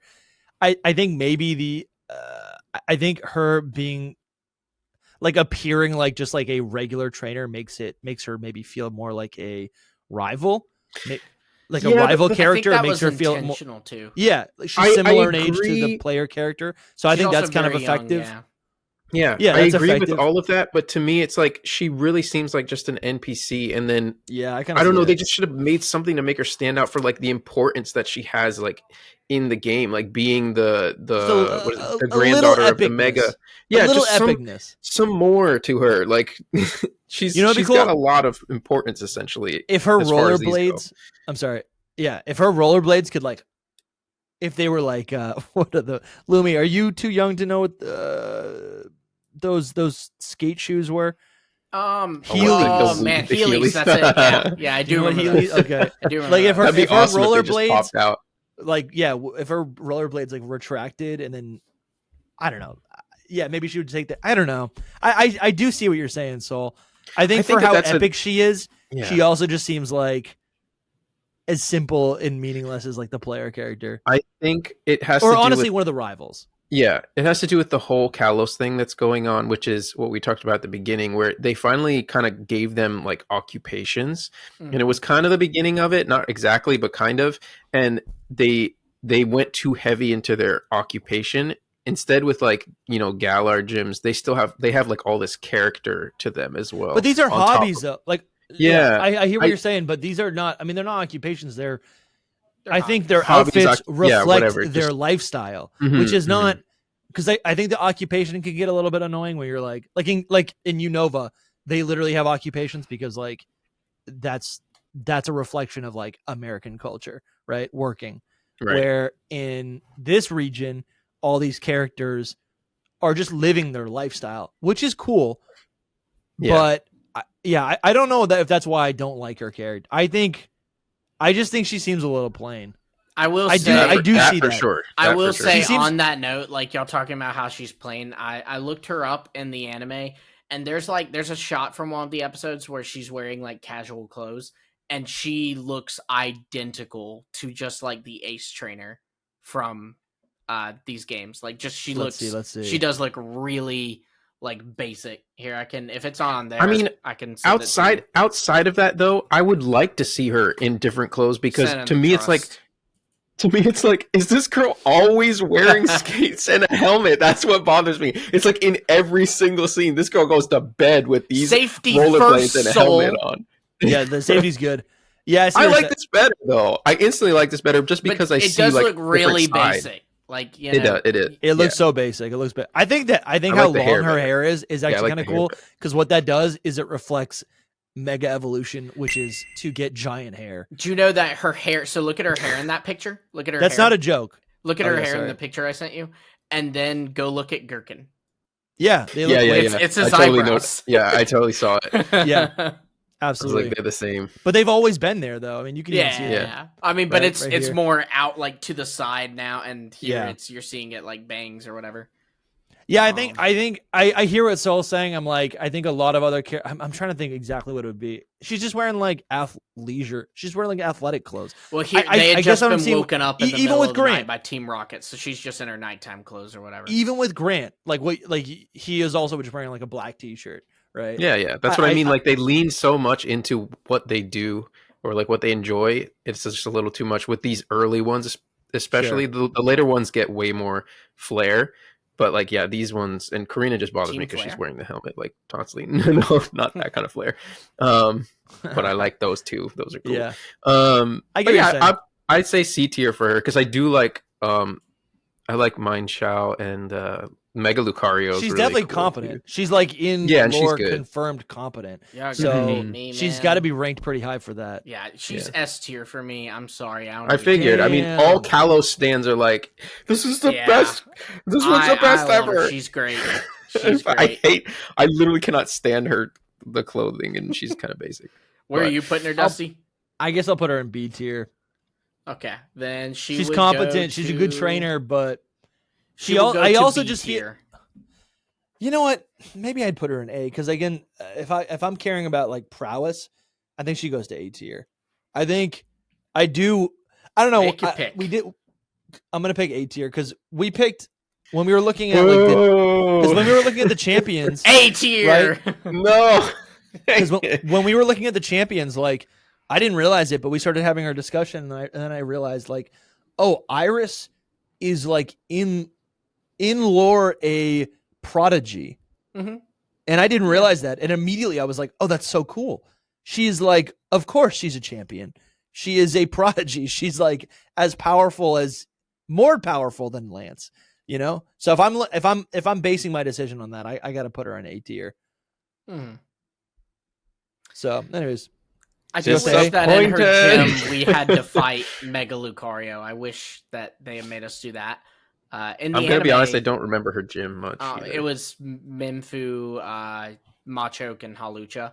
But her ace was Halucha. But in the anime, because they gave Ash Halucha, they replaced her Halucha with Mega Lucario. So when he fought her in the gym, he had to fight Mega Lucario. Yeah. And that was better. That's tough. In my opinion. That is tough. Yeah. To actually fight a Mega. That's the thing. It's like, yeah, that's what people say about the Kalos region, right? Like the gym leaders should have Megas. Yeah. Right. It's the region that represents Mega Evolution. It was also, fun fact, the first time Ash had ever defeated a Lucario. He had tied with Maylene's before. That was the best he'd ever gotten. Wow. Pretty interesting. I'll tuck that away if I'm ever on Jeopardy. Yeah, there you go. Yeah. Yeah. For some reason, who is Korrina's Mega Lucario? Yeah. For some reason, Game Freak didn't want to just like make Megas a thing in X and Y until the post-game. It was so weird. They're like, hey, we're going to make this a big part of marketing. This is what we're selling the game on. You won't see it anywhere in the game. Oh, you want to use them in game? No, you can get them in the post-game. In the post-game. Like, crazy to me. There were some available, but just a few, yeah. The old growth is still in bloom. This is Ramos. I like the motto. I like the motto there. We got a little gardener man in what's it called? Coumarine City. Coumarine. He gives you the very inspired plant badge. He's a grass type gym leader. I will say his badge is fire. That's a leaf. He named it bad. Yeah, it says the plant badge. No, but it looks like a leaf. No, it has it. But it has like a tree inside of it. It's got a little tree. That's a cool badge. That badge is probably the best designed one so far. For me, it's the best one. I'm here for the grass appreciation. I think his model has always looked kind of stupid, like just the chibis. Don't you love this man? I don't like him in this. I like his art. I think like his. Yeah. Anyways, this man is just tinkering away. He throwing the scissors here? He throws the scissors and will catch This them. is dangerous. He's a little super dangerous. Korrina always wears a helmet, and this is why. Yeah. So Ramos is or Ramos. I keep saying Ramos, but Ramos. He's got these giant scissors. He's a gardener. He's a simple man. I think he could be originally from Paldea with Ramos as the name as well. Maybe Spanish name. But you can see this like in his concept art. He's just like tending to his flowers, right? Maybe he's planting berries, and there's all these flabebe floating around him. This is just good vibes. I've always liked Ramos. I'm waffling now. Say it with your accent. Nobody minds. It's all good. There'll be this one guy in the comments. Ignore him. You know. It's just his accent. I don't know, man. He's just simple. Gardening's very it's a relaxing thing. It's nice. Again, lifestyle. This isn't this man's job. It's his lifestyle. He's expressing beauty, right? He's expressing the thing that he deems beautiful, which is his lifestyle. I think that this is where like all of the designs start to get better. Because it just fits him better. The scarf thing looks nice. The little hat. Only thing I don't like is like his very, very weird beard, because it's like but they look like little. I know it's anime. They look like leaves. It's like it's anime beard, right? Okay, so it's not going to be like a realistic beard, but it looks like parts of his skin. Like it looks like parts of his face. No, dude. Yes, it does. It really does. Like where does the beard start and where does it end? You know, like where does his face start and where does it end? We need a Ramos deep dive. Yeah. But I love the big scissors, and I love like his whole little get up that he's got going on. Yeah. I also like the angry man face at the bottom left there. Yeah. Like that's just like grumpy old very Ramos. Very stern, serious. He's cheerful. Anyways, I think he's a cool guy. But his team is, and I don't think. Listen, truthfully, I don't think it's that powerful of a team. I feel like this gym, fourth gym, like he's doing the Erica thing, right? Gym 4 grass type. I've never had an issue with this gym. He's got a jump pluff, grass and flying type. He's got a weeping bell, grass poison, and he's got a go-goat. And I love go-goat. I like go-goat. I love Ramos. And it's just like this gym ends up not being that memorable. Honestly, if he even gave the jump pluff like sunny day to set itself and the weeping bell up, that would have been cool. But nope. Yeah, that would have been cool. He does eventually evolve that weeping bell, or maybe he has access to a victory bell. Which makes it much better, much cooler. Yeah. Yeah. Very cool team. Just this like crazy plant. I feel like I wish there was more. What I'm noticing on these teams is like the Pokemon that the trainers have don't actually match their hobby. You know, like I keep thinking about like Barbaracle for the rock climber in order to be able to rock climb would make a lot more sense. There's also no synergy with this. If he's gardening, he has a poisonous plant. He's got a goat. I think go-goat actually, makes sense. I think you're wrong. I think Weeping Bell would be great for the garden because its whole thing is that it lures in like bug Pokemon, then traps them and eats them, so it's protecting the plants. Okay, that's pretty good. I guess I would say Jump Pluff is literally a weed, which is what you don't want in your garden. And Go-Goat is a mammal and not a actual plant. You know? Sure. So I'm just I feel like if Ramos is really just tending to his garden, there's other things that you would want to have around, right? Like a Flabébé. Literally a Flabébé on his team would be awesome. See, that's not grass type. I know, but that's too rigid. Like it's not a grass type, but it would enhance like his garden. Sure. You know? In Masters, he has a Weeping Bell. Well, what else? He's got the Go-Goat. Same thing. Yeah, same exact team in the anime. Oh, no. Here we go. Ramos has a ranch. Interesting. He's got Sunflora. Here we go. Vileplume, Blossom, Jumpluff, Executor. These are all Pokemon that are on his ranch. You could fill up a whole team with these, you know?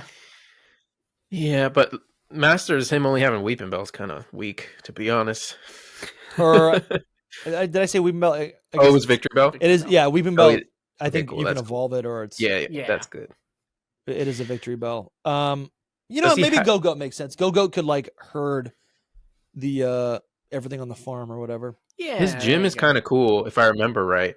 His gym is it's kind of cool. It's like on a big tree. Yeah, that you swing around on vines.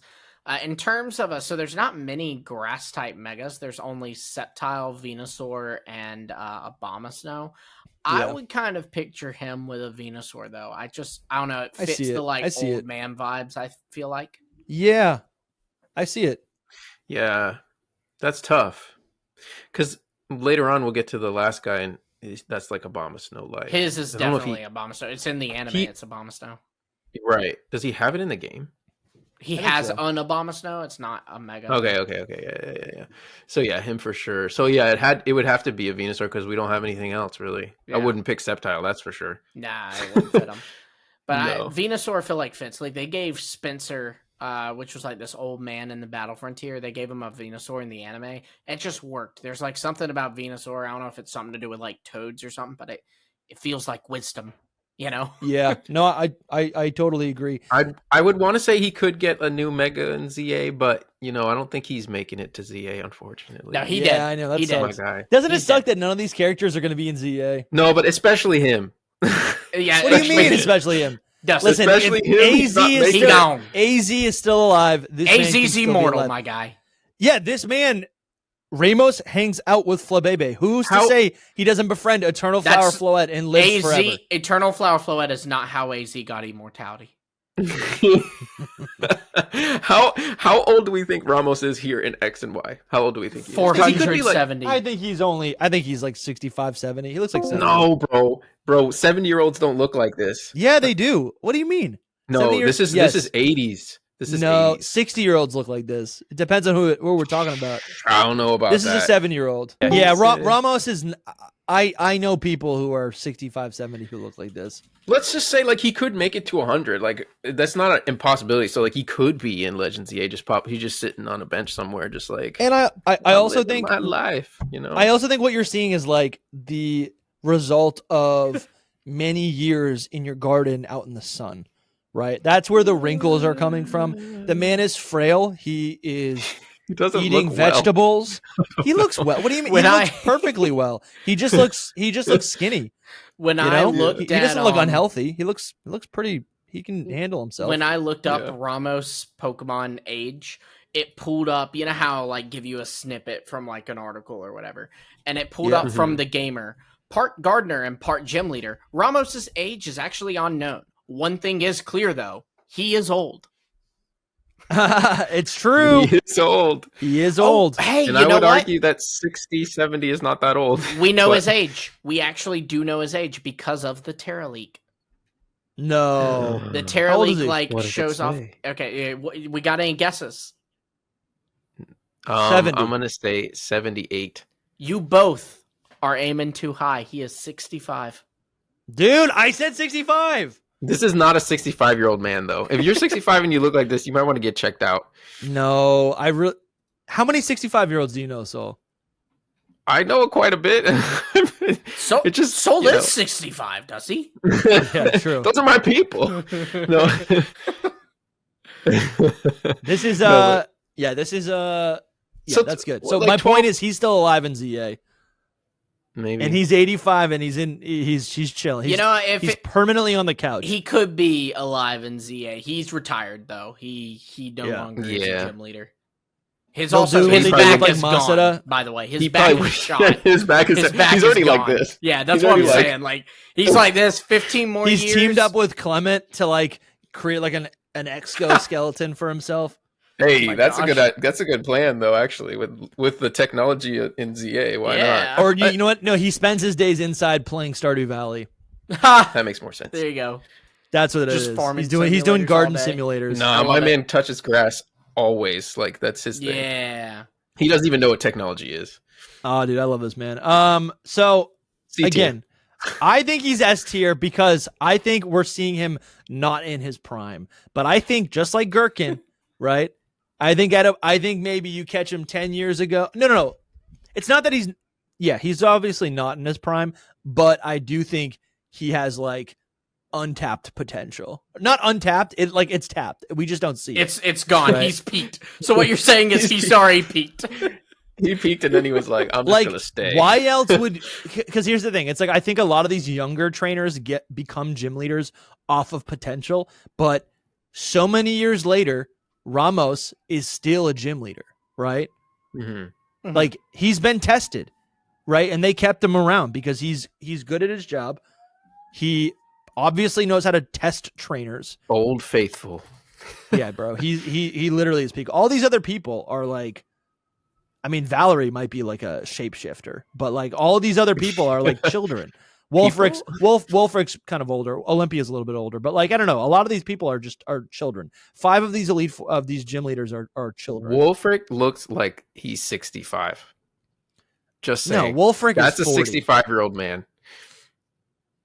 Wulfric is like 45, I'd say. Bro, if you look like that, I mean, you could.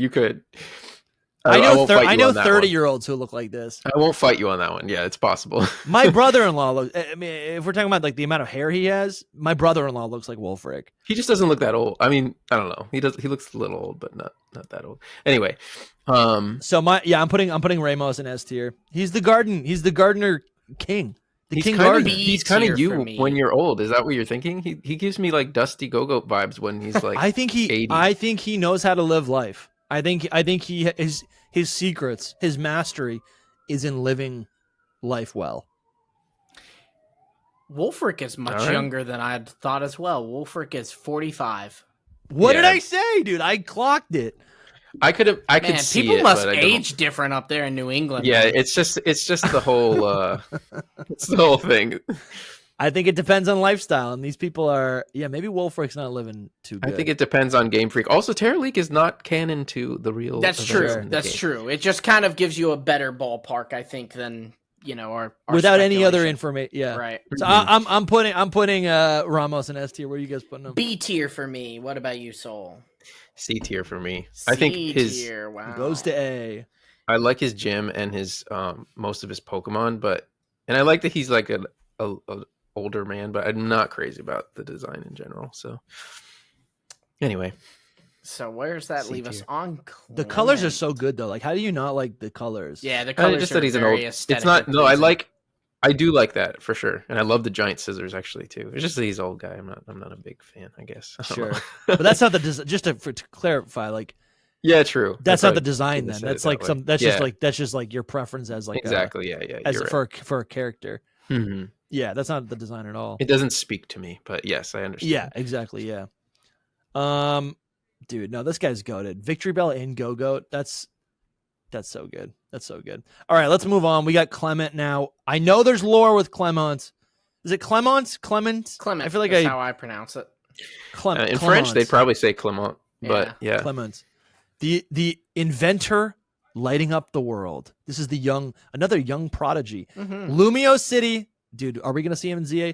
Lumio City. He's the gym leader of Lumio City. He's got the voltage badge. He's an electric type gym leader, and his Pokemon are Emolga, Magneton, and Heliolisk. I like his Pokemon. In the anime, he's got Dedenne, right? Or his he catches Dedenne for his sister, so it is technically his, but it's gonna be Bonnie's one day, really. And he also has a Luxray and a Chespin and a Diggersby. Oh wow, dude! So he's stacked. Yeah, he's a big character in the Kalos. He was one of the main characters in X and Y. Mm-hmm. Oh, I really like him when you don't see his eyes, like this, the glasses. I like that vibe. Yeah, it is cool. It is cool.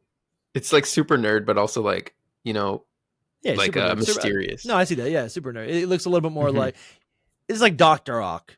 This is like Dr. Ock in the Pokemon world. I totally see that. He kind of gives me Dexter's Lab vibes too, though. Sure. Laboratory. He invented the Rotom. What a cool Dex. guy. That is nuts to me because that was like did Game Freak know they would still be using the Rotom Dex so many years later? This man is Steven Stone. This man is Bill. Yeah. He's the Sylph Lab. He really is like a hugely influential character in the Pokemon world. What's crazy is he like a child prodigy or something? Because he's not that old. I don't think he's that old. He's young. He's like 10 years old. He's supposed to be like around Ash's age. So he's a child. He is. I mean, he might just be a short king. I don't know. No, he's a child. No, he is definitely like supposed to be a teen at best. Yeah, it looks like it. For sure. So cool. His design has these. So he's got these like. He's got this backpack. He's like what is it? Detective Gadget or whatever. Oh, like Inspector Gadget again. Inspector Gadget, yeah. Yeah, the guy that Lumi. He's got all these like gadgets in his backpack that extend out. So he's got these 2 additional limbs. One of them, the device looks like a Heliolisk, and it kind of I don't even know what it's supposed to be. If it's like a radio or if it's like actually a solar powered his panel. Little sun I'm not thing, sure. It I think he's used it in the anime. It will take electricity and power. Like if we were to hit it with a thunderbolt, it absorbs the electricity and powers his stuff. Nice. Okay, so it absorbs electricity. That's kind of fun. And then he's got this other arm that is like I think it looks like an Apom's tail. It's an Apom arm. And that's kind of fun. So he can just like do other things with it. And then while he's tinkering, it can like move around and like get him stuff. This guy is pretty cool. I feel like we need to I feel like Bonnie is part of this. When I think of Clemont, I'm always thinking about Bonnie, but Bonnie's not really in the game. She is. She's in the game. She does his does his gym challenge. It's like she quizzes you on Pokemon. Oh, fun. That's cool. That's cool. Mm-hmm. But yeah, she's not like the same level as the anime, not by a long shot. Yeah. She doesn't have no squishy and all that stuff. His I'm looking Masters at his other team? Pokemon. Yeah, his Masters team, is it just Heliolisk and I feel like the Masters team isn't much. Magneton. The Masters teams have been pretty consistent with their gym battles. Yeah, which makes sense. I think Heliolisk is his like ace. He's got the other arm has the frill thing, but but I'm looking at some other Pokemon that he potentially could have in his mega manga. Is totally a Manectric. Yeah, it looks like he even captured a Electric at one point. Yeah, I think Mega Man. I think Manectric is perfect. The only electric. No, there's Ampharos. Is it Ampharos? That's right. Yeah, but yeah, it wouldn't be Ampharos. It would be. Nah, it'd be Manectric. It's color coordinated and everything. Makes sense. I don't see it so like connected to him, but since it's the only other, like those are the only two electric types, then yeah. Well, and the colors. But you're saying Ampharos would be his. You're saying Ampharos no, would we're be saying his? Manectric. No, the opposite. Okay. I don't know what you mean. I don't know what you mean about the colors. Like the colors, it's the blue and yellow. You know, the blue too. Like the blue and yellow, I see it. up. Yeah. Where's the wait? Go up to him. I'm not remembering blue. Oh, I guess. Bro, his whole outfit. It's his jumpsuit. It's a different blue. To me, it's like a whole different thing. Yellow. I'm colorblind. I see it. Yeah. I see it. I get it. I've never made that connection, but I do see it now. Nah, Manectric's blue is like green, yellow. Like it's not as blue as that to me. Sure. But it is blue and yellow. Yeah, I think that does make sense. I had never thought about that, but that's actually pretty clear as day. I'm looking at some other one. There really aren't that many electric types. No, it's just Ampharos and Manectric. Crazy. Is every type represented by a mega? They will be. I think they are. I think they are. Okay. Yeah. Let's see what else. All right. Yeah, some are very underrepresented. 100%. So eventually he levels up his team. He ends up getting a Magnezone, which makes sense. But his team's pretty decked out. So he's got Heliolisk, Magnezone, Emolga. We're assuming Mega Manectric. Mm-hmm. He does have a Diggersby. He does have that Dedenne. I don't know if they're necessarily for battle. Luxray. You're right, Chespin in the anime. Diggersby is. See, I feel like these can't be counted. Well, Diggersby is also anime. Diggersby is also anime. He uses the Diggersby in battle. Like he does. Yeah, when Ash battles him, he uses Diggersby, or it was a Bunnelby then, but Bunnelby, Heliolisk, and Luxray. You know, I think I love this. It's like the opposite. I love this. It's like the whole, like he's an electric type user, but he uses a ground type because it's like it's fun. It's fun to like. Well, the thing was, it actually reminds me of Brock. Because in the anime he has this robot that he trained to like do the gym while he like invents. Clemont. The robot goes, Clemont. It goes nuts and takes over the gym and kicks him out of it and like takes his Pokemon. So he catches the Bunnelby so that he has ground moves to counter the electric types when he goes back for his gym. Yeah, it all makes they flesh these characters out so much in the anime compared to the games. Oh yeah. So I don't really. The anime is not like canon. It's not canon now. It's just I think it's like a glimpse at what else could be. You know. Mm-hmm. It's not game canon, right? Essentially. This does remind me. Oh, it looks like temporarily. This is nothing. This just means like he worked with it. You know, like it's. Okay. Those I see episodes. what you're saying. He's using Ash's Pokemon. You see, like in the anime, you see his eyes through the glasses constantly, but like in the game, it's like the glasses are covering his eyes, which I prefer so much more. Well, yeah, this is stylized versus like this is more real, like quote unquote realistic. Yeah. I love that he actually has a starter Pokemon. I never really thought of it, but they are trying to make this like a main character of sorts. I didn't realize he was a main character. Yeah, and that Game Freak imagines that he has this type of potential. Yeah. On top of the fact, you know how like Brock in the Brock's just like, oh, I want to be a breeder. I have rock type Pokemon. And then he kind of starts to like escape that a little bit in Johto and in Hoenn. Remember when Brock got a Mudkip? Yeah. And a Lotad. Cool? Mudkip and Lotad. Yeah. All of a sudden he's like a water type trainer. I'm like, that's so cool. He literally at one point had more water types on his team than he had rock types. It's nuts. It's really, I think it's really fun. I don't know. I'm starting to think Clement's actually, in terms of the Kalos gyms, I think he actually is S tier. No bias. I agree. S tier for Clement. I would put him probably in B to me, but yeah. Then he'd go S. Let's go, dude. I've been convinced. I never really thought too much about him, but he is a child prodigy. He has the stuff. He's powerful. He's. Wait, no, I'm sorry. Got cool he'd go Pokemon. A. He'd go A. No. Souls B brings him down. That doesn't make any sense. But I'll put him in A just so it works. But the two S's though. I think that he's definitely like one of the most influential gym leaders in the whole thing, and yeah. Like what? Who else would be decently up there, cool? You know, I love that Heliolisk is his partner because it's like small and doesn't get any. Yeah, can we unpack that conversation? Heliolisk is a basilisk. Oh my god! Oh no! Please don't get him started. No, I agree. I agree. I'm saying don't get him started. Well, I just want to settle this because there were some more conversations online. I forget what our one of our friends Yori said, but she like won the conversation. That well, if you can't remember it, how does she win? Here's the thing with Heliolisk. It's a basilisk. No, definitely not. It's not like a strong. Prove it's a me basilisk. Wrong. It's 50% basilisk. No, it's a 50%. I wouldn't say 50%, but I would say it walks is on water. A good bit. And that was never my argument. Was like that it wasn't at all, but you know, like it's mostly a frilled lizard. Like there is. So here's what Yori sent. I pulled it up. Hold on. Don't mean to cut you off there. And you, the listener, I don't mean to interrupt your video, but if you're enjoying this episode, I have some really important news for you. Come a little closer. You're missing out on so much Hidden Power content.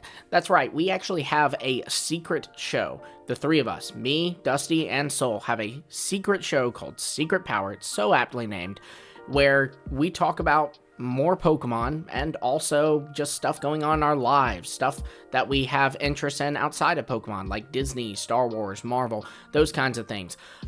All of this exists with over 48 hours of content, and you can access it. How do you access it, you might be asking? Just by becoming a channel member or a patron, which you can do for as little as $5 a month. We do have other tiers that can give you some other perks, but for as little as $5 a month, you will get access to Secret Power, our show, with, again, over 48 whole hours. That's 2 whole days, no sleeping, no eating, no pausing the video. There's so much. You can see the full details of the perks by clicking the links. Check it out. I'm telling you, there's so much Hidden Power content that you're missing out on, and I just don't want you to miss out on it. I'm doing you a solid, man. But yeah, I'll let you go back to your episode now. Again, check out the members or patrons page to get access to Secret Power. Yori said that the evidence of the I searched it. The evidence for it being a basilisk is, for one, of course, its English name, Heliolisk basilisk. It has a bipedal stance. And then it has the ability to learn surf, and it is depicted as running on water in both the TCG and in new Pokemon Snap. So the last two are the only things that actually matter, because for me, cherry picking. No. Its English name does not really matter that much. That was done by a localization team, and its Japanese name actually goes to the frilled lizard. I don't have it in front of me because when we talked about this, it was like 2 weeks ago or something. I don't think I don't think the localization is like completely irrelevant, because it's not completely. It does have to be confirmed by. Like someone on the team does need to confirm that. I want to be clear about my for the stance. Pokemon Forever. It is 70% frilled lizard. So that's the thing, is we ended up agreeing on it. The main thing that brought this to our attention. I mean, we don't have to agree. It's I kind of already fun to said disagree. It. No, but we did agree in the end. That's the thing. This has been an ongoing thing. This has been a discussion for like a month now. Yeah. But the main thing was we were talking about it, and then an account posted like its running animation, which is like literally the same thing as like a frilled lizard. But it's also literally the same thing as a basilisk. The frilled lizard and the basilisk lizard are like definitely like related in some way. They run almost exactly the same. It's just that they're in different parts of the world. Like this is an Australian lizard, the frilled lizard, and it's like desert-y vibes, and like that's what this is. This is about the sun in the desert. That's true. This is about the fun in the sun and the desert. But yeah, it like, if you know anything about the frilled lizard, my guy's running at you to scare you. That's why the frill comes up and it runs at you. But like that's all it can do. It's not like it can't hurt you. So it just tries to scare you away. But so the whole thing, and then it runs away as well. So its running thing is the whole thing with the frilled lizard. And that's what this is. The only thing that like I see it. leaves anything to Basilisk vibes, which is the lizard that runs on water, is like Heliolisk is known for running really fast, so apparently since it runs so fast it can run on water, I guess. But that's in Pokemon Snap and the TCG. Like, and that's not in a the whole games, lot. it learning Surf, which used to be Surf. Like I said, Surf, right on learn Surf. Like, because we it's a have all the kaiju. It's a Pokemon. reference to Yeah. Godzilla. I don't know about all that. Learning Surf is not like a just everyone gets it. It's not like learning everything. Especially Learning, back then. Like, you have to think, Yeah. they didn't give it to Pikachu and Raichu until it no longer became a means of transportation. Still, though, Pikachu and Raichu as well. Like, who has Surf? Now they So, get I it, don't though, know. but this was back in the day when it was how you transported across water, you know? Yeah, I don't know. I just don't think that there's a whole lot of Basilisk My point was Ice-Q learns Surf. Yeah. Why? Because it lives in the water. My point was that it doesn't. I think when Game Freak, whoever designed this Pokemon, was thinking about it, they weren't like, "Oh yeah, I'm thinking about the lizard that runs on water." No, I'm thinking about the frilled lizard that runs at you on the ground and scares you with his frills and all that. But it can does. learn Surf. That's That was not. That's not nothing. That's not nothing. I don't know. I don't look. Snorlax learns it. Like I don't know Yeah, about the it's- whole. That Surf. was You know like what? the whole part of Snorlax's thing was that actually is a great swimmer. Yeah, I think a lot of the monster egg group Pokemon, it doesn't learn convince me Surf. much. but you even have things like Tauros learning Surf because guess what? They can literally cross water like cows or whatever. Cows are Yeah, great I guess- swimmers. Yeah. Either way, we ended Damn, up landing dude. on like Sneasel that we learned kind Surf? of. That's crazy. Yeah, see, like it's. But I like, guess there's they some can- like Tyranitar. Hello, like It's a he's rock kaiju. type. It's kaiju. Yeah, but That he's one makes sense. Rock type. He's just drowning in the water. Like that should be his But weakness. it's a kaiju. Yeah. Zangoose, my guy, Zangoose. Raccoons Yeah. are great Hariyama. swimmers. Hariyama. Sumo We wrestlers are buoyant. Yeah. I do think that's can't. part of it. I do think that's part of it. Like the bigger you are, the more buoyant you are. No, I can't. I think it's true. There is no like real hard evidence that it's a basilisk other than Dude, Like- it's a Dude, I basilisk. feel like we have You're in presented denial. 4 great arguments. It's a basilisk. no, I don't think that I think that each one can be like really knocked down. I just think that the frilled lizard vibe is the primary All right. everything. Here's a perfect example. What is Garchomp? It is a dragon and ground type. It's not water type. It is a dragon. But it's based on a shark. It's got hints of shark. I think an appropriate amount of That shark. makes more sense because Why? Because you accept it as a shark, yeah. but you're not accepting that Heliolisk is a little bit of a basilisk. And Garchomp learned Surf. No, just I didn't like say that. I Heliolisk did say that learned it's a Surf. little bit of a basilisk. I That's do my think point. That's why I there's learned some- Surf. There's some like basilisk stuff, but I really think that it came in later. I don't think that it started off as like, Regardless of where, oh yeah. regardless of where it came in, it learned Surf. It's a basilisk. I don't think that that's a strong enough argument. What do you There's just mean? so many because we just looked at it like Hariyama and Snorlax and Rhydon and Tyranitar. I think all the learning Surf. Garchomp's a good example. The Garchomp is a Licky. 30% shark. It's mostly Talking about Licky learning Surf. it's a monster. It's a buoyant monster. It's literally the monster egg group. What set was Twilight Masquerade? Let's see. Twilight Masquerade from Pokemon. Okay, that was a Scarlet and Violet set. I know, but see that's drawn. That's somebody that drew that Right, but these are all out like of their inspiration. approved That's what I mean. by the Pokemon company. Right. Like, I totally get that. That's what I'm saying is like it's a later on thing where it's like, oh yeah, you want to draw it running on the water? Its name is Heliolisk. Yeah, sure. Why not draw it running on the water? It could have some inspiration but it's in a there for that. Japanese But when guy it was drawing officially, it, so it's not. I know. he's not going, oh, it's Heliolisk, so I'm drawing it on the when water. it was officially first created, I just don't think that was like they were like, yeah, we're trying to make It it got just running on Surf in water its lizard. debut game, man. I disagree. I don't believe it. Dude, Beartick is what is it? It's an ice Polar type. bear. It's not water type. Polar bears are It's a great polar bear? swimmers. I mean, it's a It polar bear swims. though. Mhm. Yeah, that makes sense. Well, That I makes think sense. I think a basilisk learning Surf makes sense. I guess is my point. Dude, go get Yeah. Surf because they swim. They do. I don't know. They do. I don't know. Anyway, You know what doesn't make sense? Slurpuff learning Surf. That doesn't make Yeah. sense. Yeah, cotton actually candy outrageous. dissolves in water. Literally, that makes you can no like, sense. You can like explain everything away, but it just That one doesn't make sense. they Dude, just randomly Furf- get it. There's a Helioptile just gets one. Furfuru You know? is based on a poodle, and poodle is a water dog. It learned Surf. It's true. There you go. Dude, I feel like a Loxton right now. I can explain anything. You can. Explain Slurpuff. Slurpuff basically learns surf because it is a reference to it being comprised of ice cream and cream more specifically. It floats. Cream more specifically is a certain percentage of water, but it is made from milk, which is from a cow, which is a liquid. Oh, so that's what it is a reference of. Wait, did you you can just call see how a cow droopy a it liquid? is?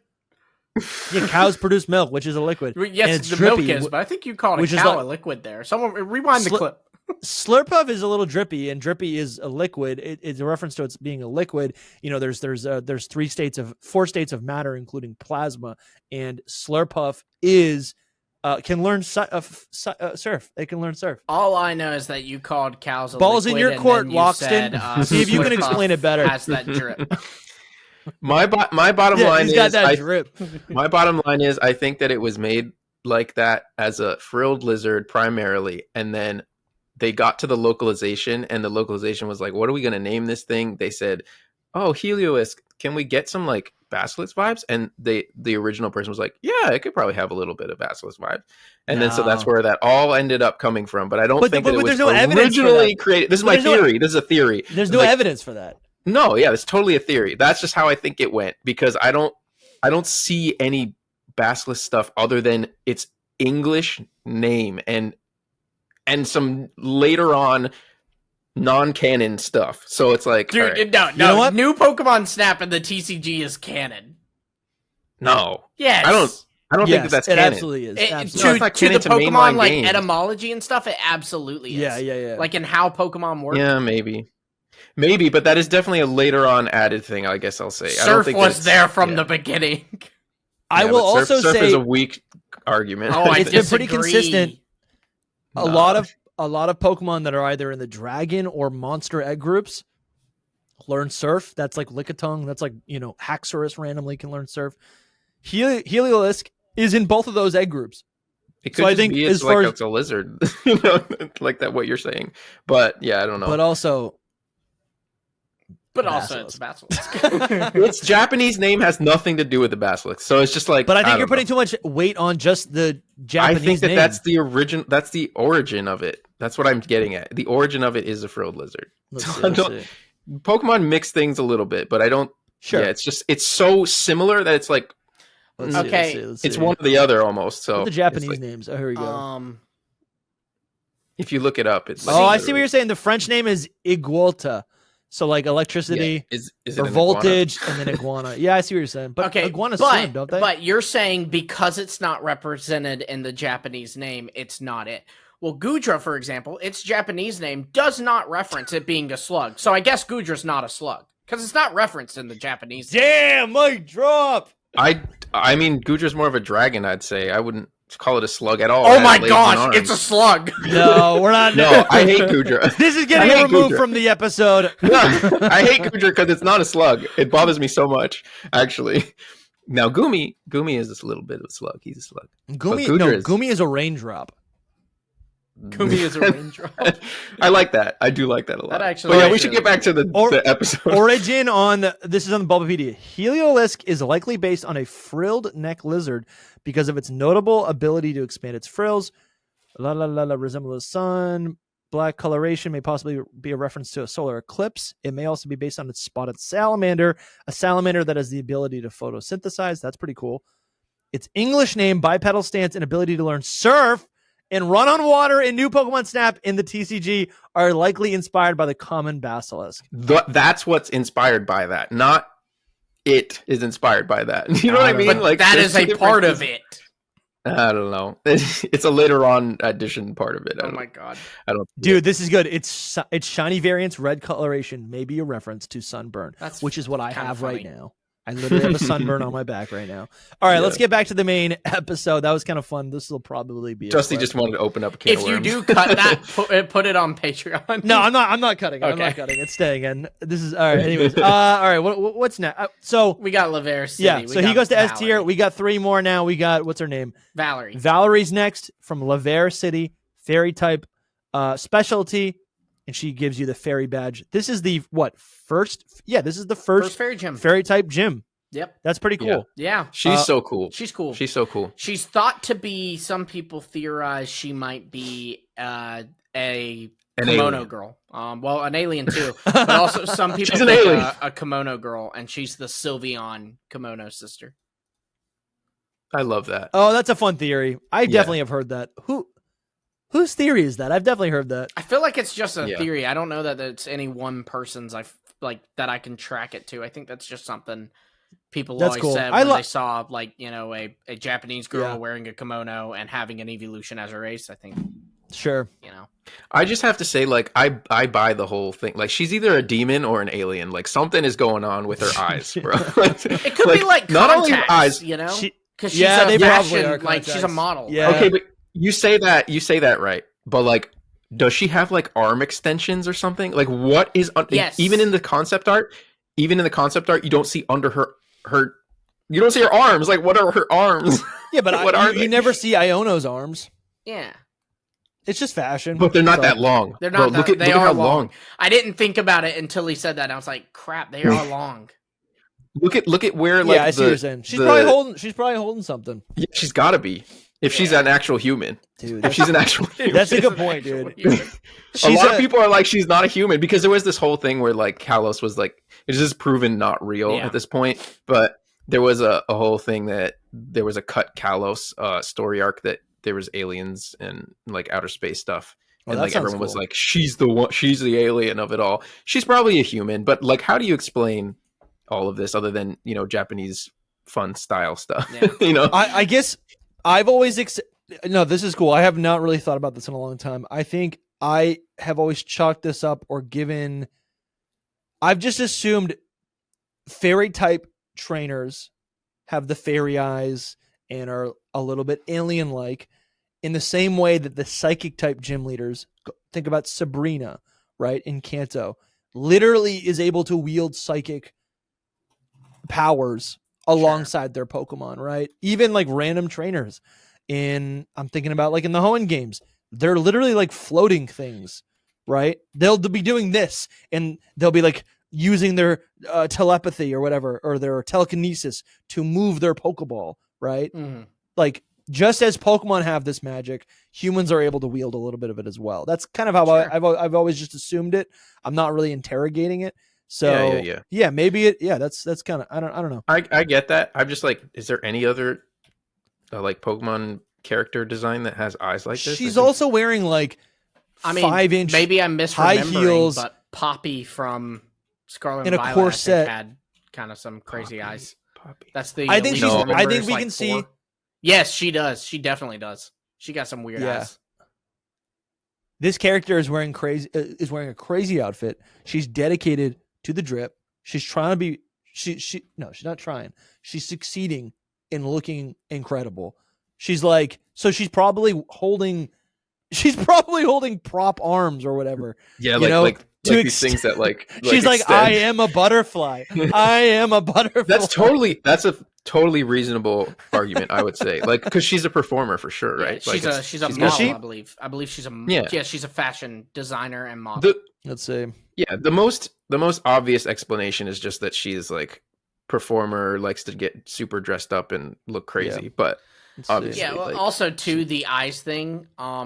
Just at the end of the day, it's often used to convey youth, right? For example, I mentioned Poppy, who is canonically a little small child who has become an Elite Four member. Yeah, but Poppies are not like that. No way. They are. They're that very anime-esque thing, and the whole. So her whole design, Valerie's, it's a Lolita design, which is supposed to be very childlike in appearance. If you look at it, she kind of looks like a little ballerina at a recital or something. It's supposed to look childlike. So I think that's why the eyes are that way. I get that. I think you're probably right. I think that's probably accurate. But I think that the way that they did it, they made way too much pupil. Her eyes are not the same. The black part of the eye is almost completely filling. Sure. If it filled the entire eye, I'd be she's that could be contacts demonic. Though. That's what I'm thinking. Is she's a model, so it is contacts. It could be, yeah. I think it is all about the style and all that. But anyway, we've got some more information here about the connection between Valerie and the Kimono Girls, those Eevee trainers from Eckertique. So according to a tourist in Kalos's hotels, Valerie is from the Johto region. Yeah. Valerie herself confirms this as a fact in Pokemon Masters EX. In both the original Japanese game and animated series, Valerie speaks with a Kyoto dialect of Japanese. Eckertique City in the Johto region is inspired by the city of Kyoto, and some of its residents use the same dialect. And then, of course, also her ace is Sylveon, which is a evolution. And so the theory is that Valerie is the sixth? Yeah, something like that. Some people think Erica is one of them as well, so it would be because we don't have Leafeon we don't have Leafeon or Glaceon. That's cool. Yeah. So the theory goes that Valerie is the fairy type kimono girl from Johto, and then Erica. That's awesome. And Master Erica ZX is the grass type for kimono girl. In Master ZX, Ethan even mistakes her for a kimono girl. Can I just say though that her having a Mawile is kind of sus with the whole like her being an Onryo or like a demonic kind of chick, like because Mawile is based off the yokai that like literally kills people. Yeah, it's like supposed to look like a beautiful woman, but then has like a monster that eats you as its hair. She is, according to the Terra Leak, much older than I would have thought. She is, according to the Terra Leak, which again, that's iffy information, 20 years old. Yeah, I can see it. She's so I think, she's pretty cool. All right, we kind of overlooked her team. She has a Mawile, which is definitely sick, and Mawile would definitely be her ace, like no question. Her mega, I'm sorry, her mega, her mega. She does have Mr. Mime. I think classic Mr. Mime's fine. Mr. Rhyme is creepy. She wouldn't have that anyways. It's not fairy. Yeah, exactly. Mr. Mime, fine. It's a fairy type. And I think they also wanted to show off like old Pokemon with this typing. Sylveon, of course, is her ace. But she also has, let's see, she gets some new Pokemon in a couple different iterations. Like her, let's see. It's the anime. She gets, where was this? So she's got a Spritzy in the anime, which, not a huge fan of Spritzy's evolution, but like that's her ace in the anime, by the way. It's not the Sylveon, it's the Spritzy. No, that makes sense. I mean, both of them fit her, I think, 100%, but Spritzy even more so because of the whole bird wings thing. Kind of has some goth eyes too. I can kind of see that with the Spritzy with the cat eyes. That's cool. I can see it. That's cool, Spritzy. So that's like a team of 4 Pokemon. Are we thinking she might have any other Pokemon on her team? So this is not even a Kalos Pokemon, but Ribombee, I feel like fits her so well. Yeah, I could see that. Interesting.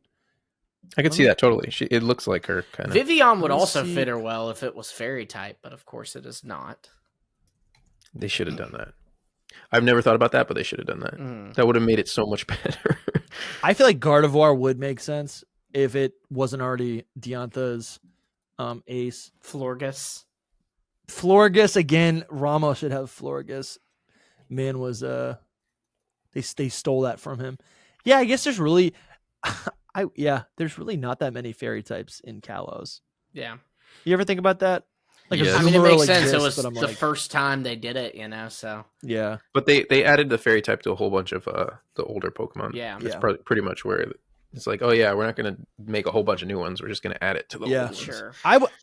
She's honestly pretty cool. I've never even looked at this like concept art like ever. I really haven't looked at this in so long. Yeah. She's pretty cool. Like? She's pretty cool. I think her gym's like Sabrina's gym from but it's like super Japanese vibes too. Yeah. Yeah, you're right.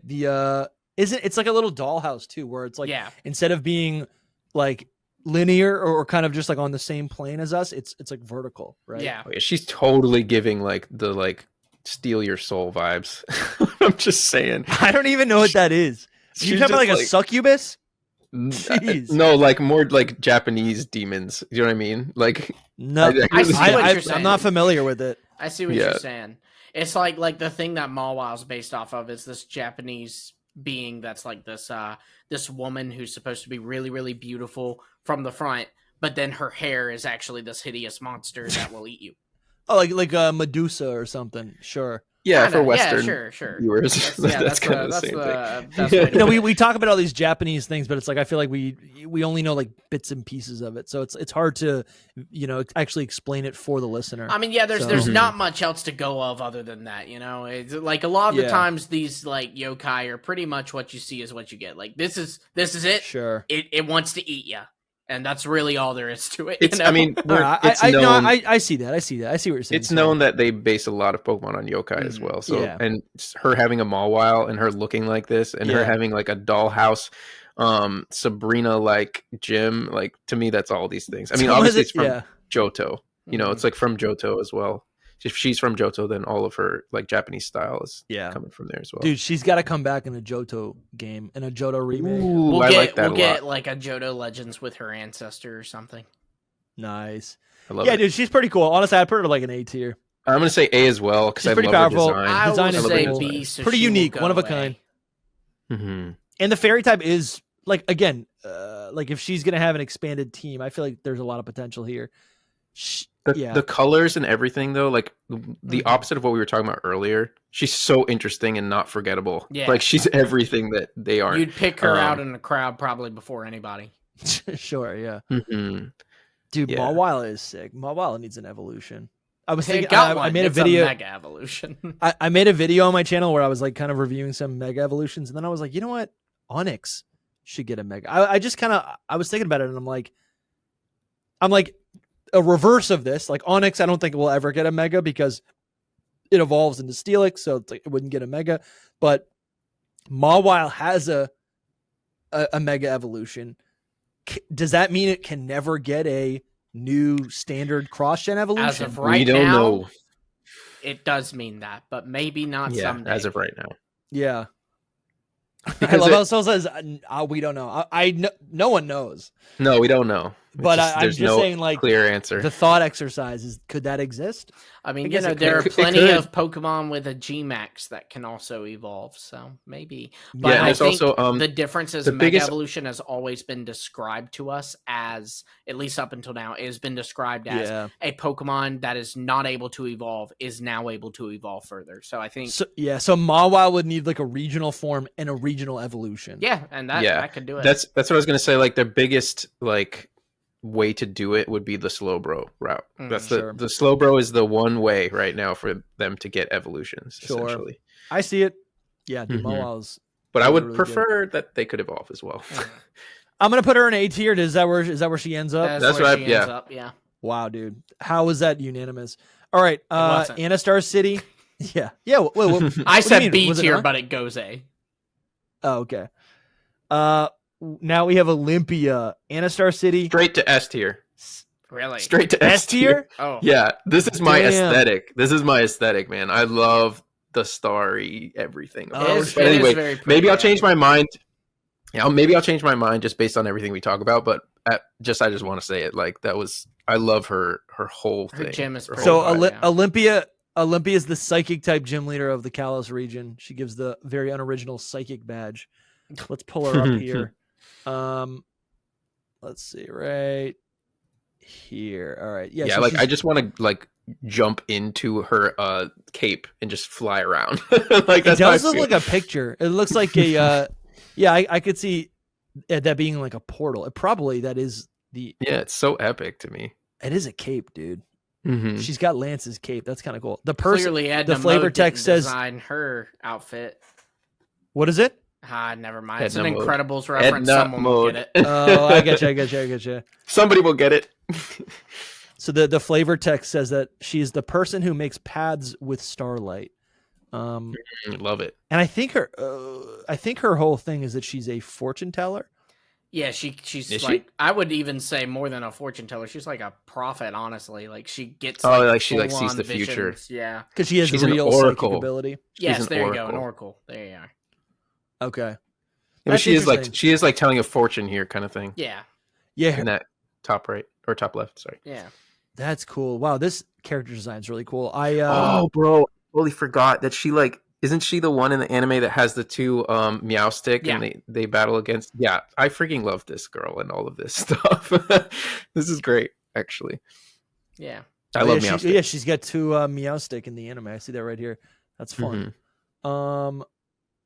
Let's see. Hold on. I was kind of just like mesmerized by, I was looking at this concept art right here, and you can, like, it's kind of cool. Her hair never made sense to me, but they kind of explain it a little bit that, like, you know, normal hair falls down, but because they basically stylized her hair to flow back as if, and there's like a gradient of like a brighter purple that kind of goes into a deeper purple further back.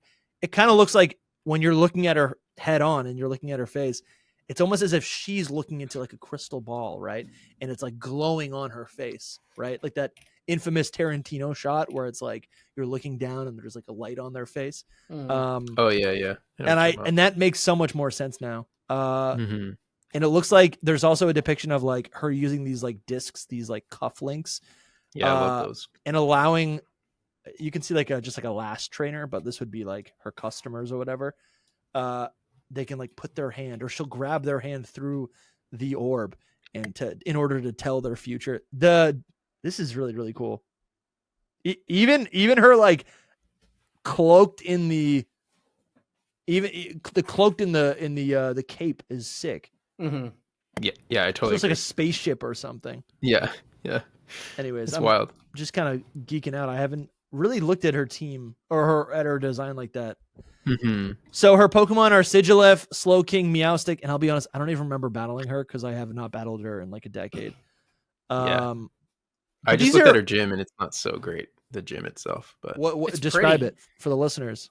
Well, whatever I just saw, because I don't remember it, but I looked at a picture and it was just like a room. I don't know. You can go on it here. It's on Anastar. It's a room, and then you step into the middle, and it becomes this big little like space world, and you have to navigate like a maze with some teleporters. Okay, so that's cool. I don't remember that at all, but this picture that you're looking at, like when you're challenging her, that looks pretty epic. Yeah, that's her gym. Yeah. All right, cool. That's what the room changes. Oh, dude, yes. Yeah. You walk into it and the whole thing unfolds. Yeah. Right? You walk into the room and the whole thing unfolds into like a puzzle piece. Yeah. It's all just a projection. Yeah. Dude, that's cool. That's super fun. So her team is Sigilyph, Slowking, Meowstick. These are all fortune-telling Pokemon. Yeah. They all future sight. That all makes sense. Maybe she'd have Xatu as well. Yeah. Yeah.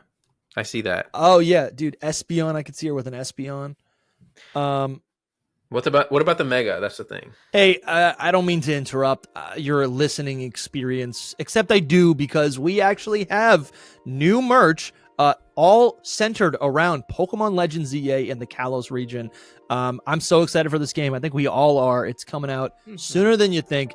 And we have, so it's kind of to celebrate that, we got a bunch of merchandise at shop.hiddenpowerpodcast.com that celebrate and kind of are an ode to the Pokemon and the region of Kalos. We got ball caps of the starter Pokemon from X and Y. We got ball caps, t-shirts. Soul's got a really cool design right now that's all about Zygarde, and it's kind of a theory within a shirt. You can kind of see Necrozma is a little bit there in the design.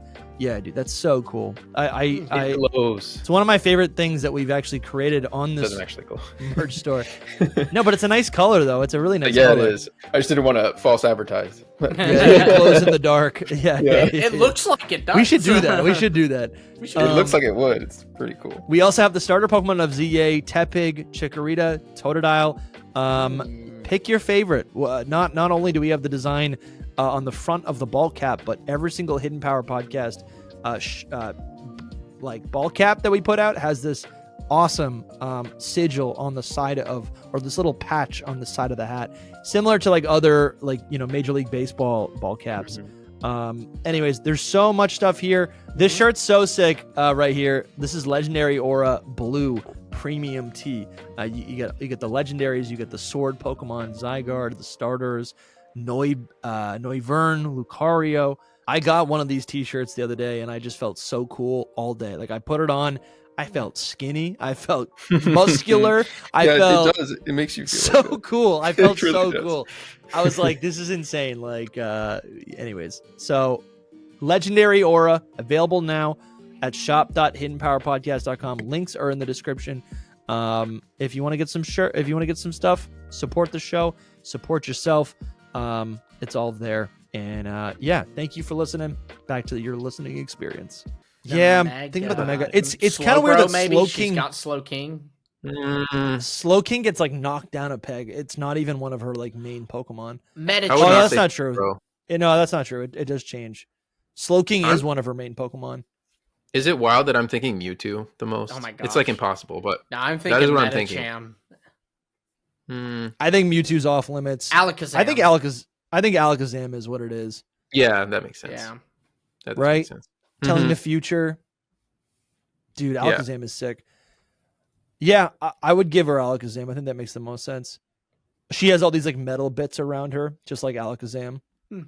This is like one of those typical gym leader designs that, like, to me, they should be the champion. It's like, I see it. That's way better, like, than Diantha's whole thing. Like, Diantha is pretty and all that, and has the whole like Kalos model vibe, but this is like epic. Yeah, this is an epic design. Anyway, no, she is pretty epic. You know what it is? She's also confident. She's like, I fear nothing. I'm gonna crush you. Ethereal. You know? Yeah. Damn, bro, this is sick, dude. This is sick. She looks so sick in the anime. Damn, dude, this is a champion. I totally feel it. She foretells Ash Greninja before it happens. It's like it's a pretty cool moment. She gets like a big thing in the anime. Ash Greninja does not exist. Trick question.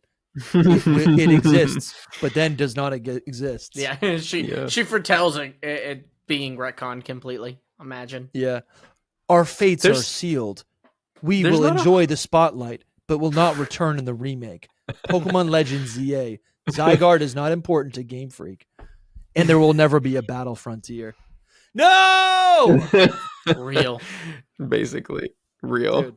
Dude, honestly, looking at all that, S tier. I'll say I told you, man. Dude, she's so sick. She's so sick. Here's the thing. She needs a better team. Here's the thing: is like, is she that like? Is there anything about her other than this? Like, I feel like she's one of those gym leaders that in the game is just like, you battle, it's over, it's done. She is, yeah. If I remember right, I think Grumpig. Yeah. No. Here's the thing: she needs a Malamar. The hair is crazy, dude. She needs a Malamar. Sure, that could fit. She absolutely needs a Malamar. She even has like these two, like when her cape's all wrapped up, and then she expands them, kind of like the tentacles. Dude, I mean, I'd love a Meowstic Mega Evolution would be sure. Sick as well. I think Grumpig makes sense with her. Also Malamar. Grumpig is not epic, but dude, Starmie. She needs a Starmie. That could work. She needs a Starmie and she needs a Malamar so bad, dude. Give her a. She already has the water type Slow King. Yeah, there's a lot. There's a lot you could do.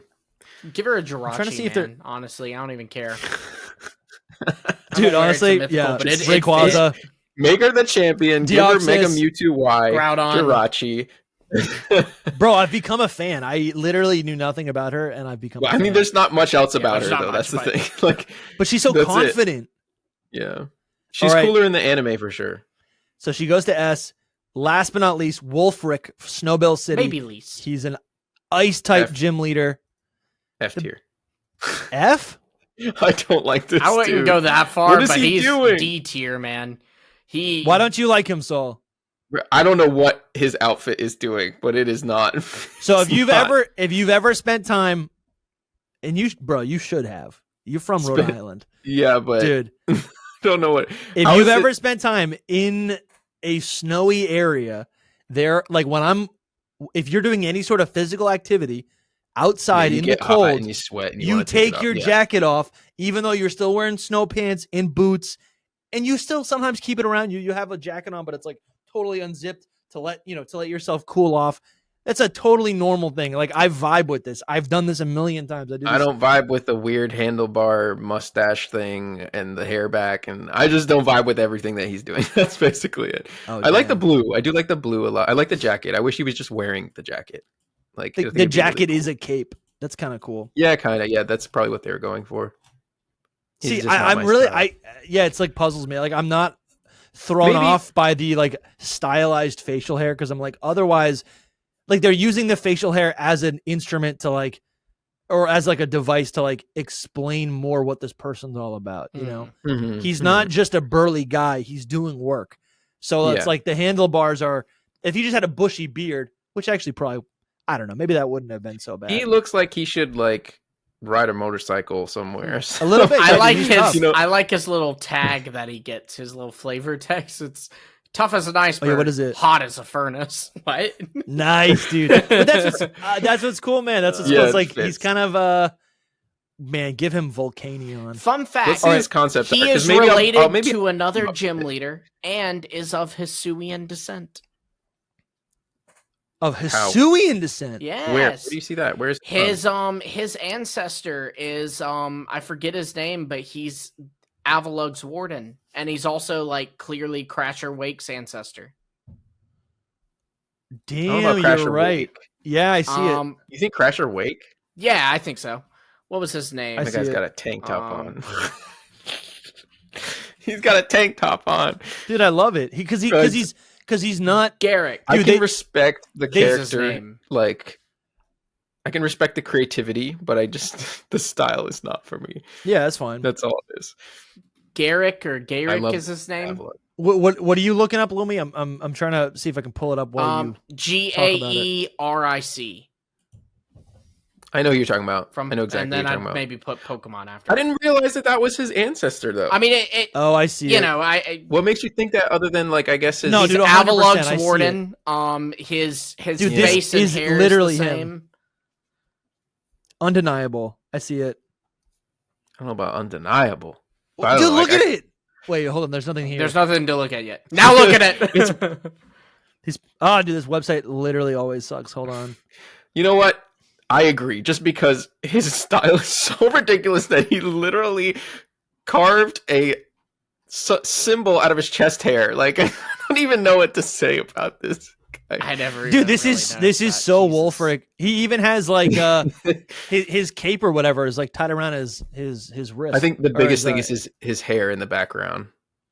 Oh, okay. So this is how you head. know that he's Wulfric's ancestor too. If all of that isn't enough, after being defeated, he says, "Outstanding! I'm as tough as an iceberg, but you smashed me through and through." And you know, Wulfric's quote is exactly that when he's defeated in X and Y. I can see it too. I mean, obviously the hair. The hair on the back is the same as his beard on the front. You even see he has those two little strands of where his beard is on the front. I feel like he's also related to all the way back. Wake, though. That's always the I vibe agree. I do see that as well. It might just be the color. I think that's just because they changed. Just looking at it though, there's nothing to it. Like, you know, he's in Sinnoh and he's shirtless. You know, that's very trash. That's basically it. That might be it. You know, to be shirtless over in Hokkaido, you know, that's something. And you know, they make his blue more like Crasher Wake's blue that he has on him. So, but he also has gauntlets. They didn't need to give him gauntlets. I see. Is he an ice type user? That's the thing. He uses Avalugg. He does use his ice types. Yeah. Yeah. So. And Lumi, I do see it. He Crasher Wake also has a beard that kind of like spikes up next to the mouth. And this guy does the same thing. I definitely think it's maybe soft connections to Crasher Wake, but it's mostly. Oh, it's definitely mostly Wulfric. You know, we've got another frilled lizard basilisk situation here. Yeah. And guess what? Avalugg can learn surf. That's true. Avalugg can learn surf. So there it is. It all comes together. do not love that. I don't love that his like jacket is his cape. It looks. It's really kind of. It definitely is like a stretch. Like they're doing. They're kind of doing what they're trying to do for sure. Yeah, they're kind of doing what like it's a little cringe in the same way that Leon is a little cringe, where like Leon's hat is up all the way to look like a crown. Like I guess it makes sense as a character design, but like realistically, you're like, well, that would be, you know, just take the jacket off. Or put it on. I love that he's all tough and everything, and then he has like a locket necklace with his family in it. Yeah, that's nice, dude. It's great. That's nice. Yeah, and it looks like a crystal.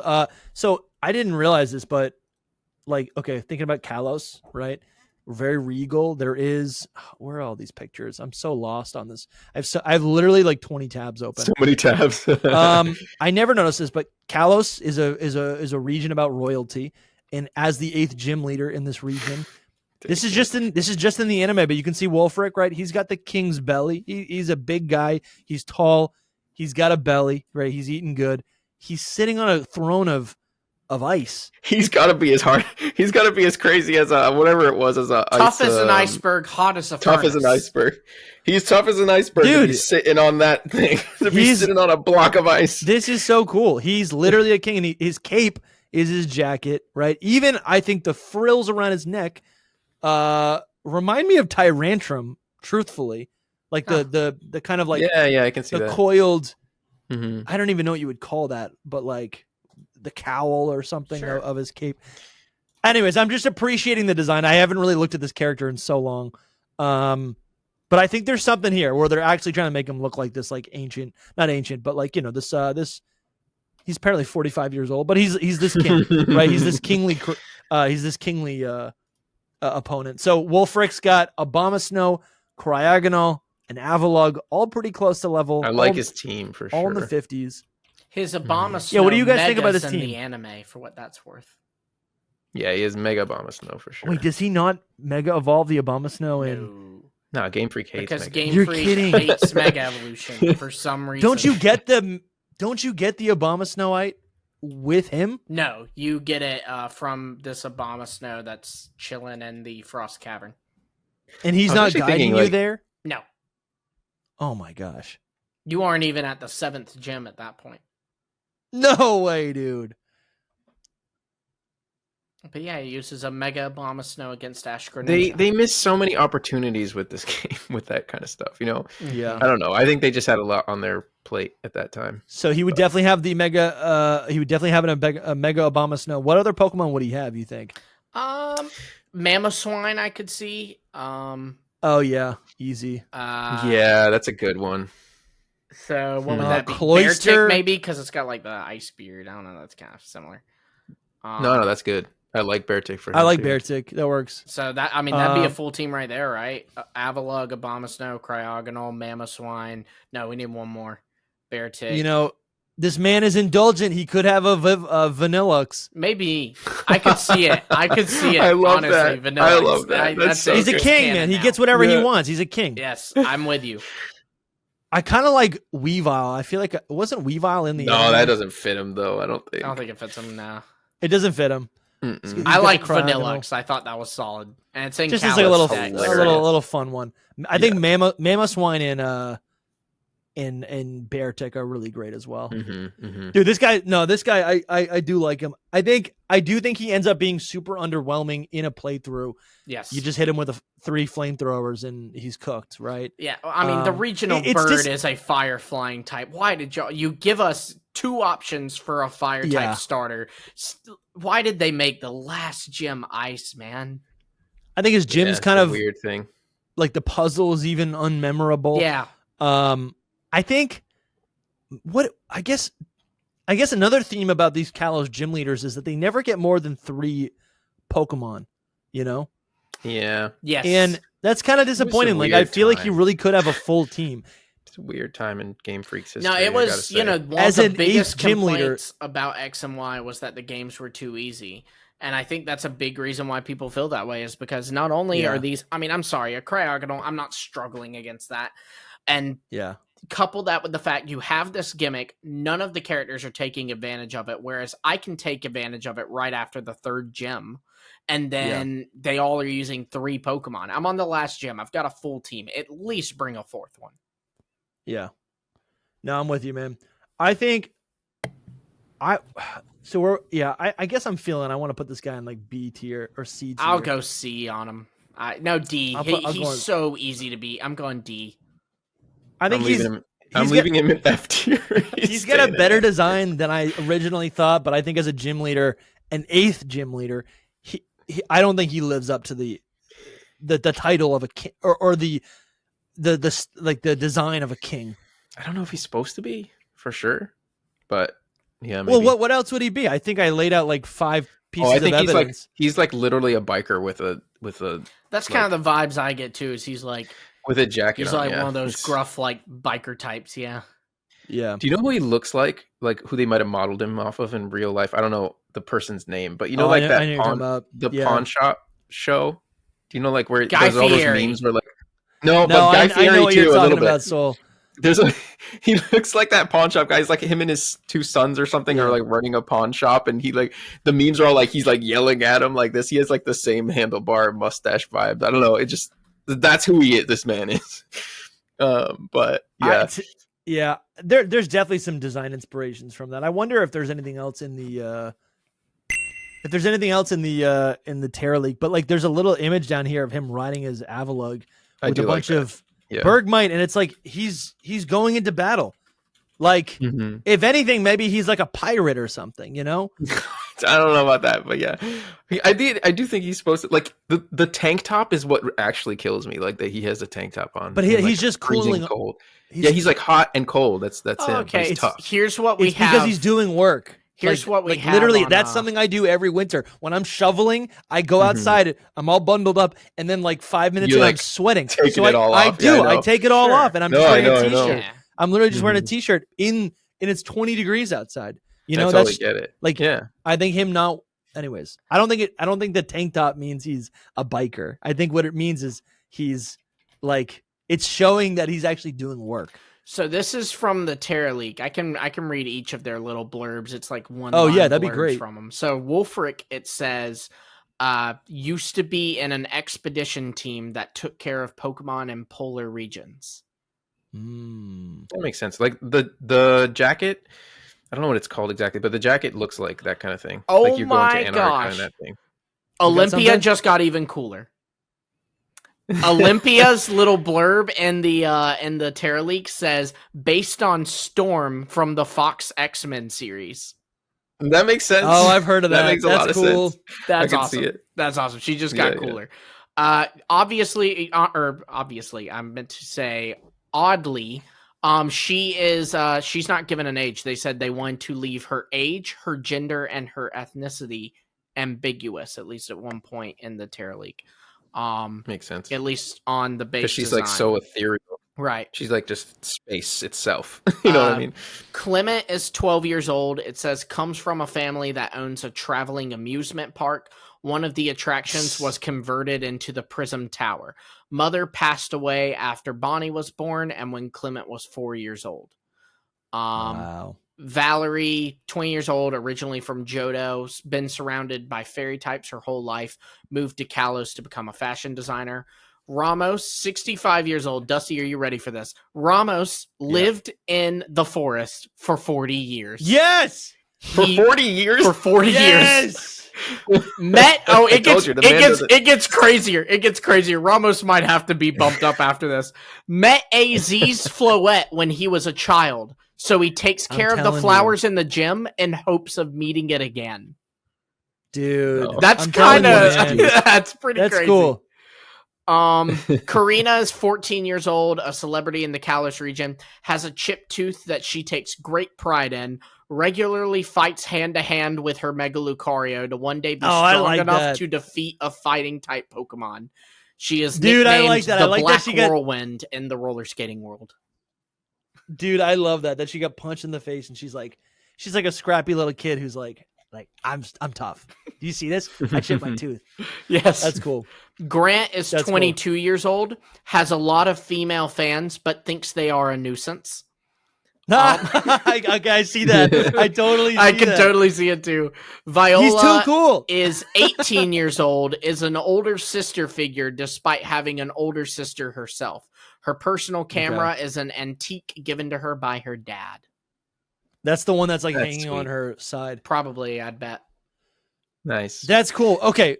None of that is canon, by the way. Yeah, none of that is canon, but it's fun.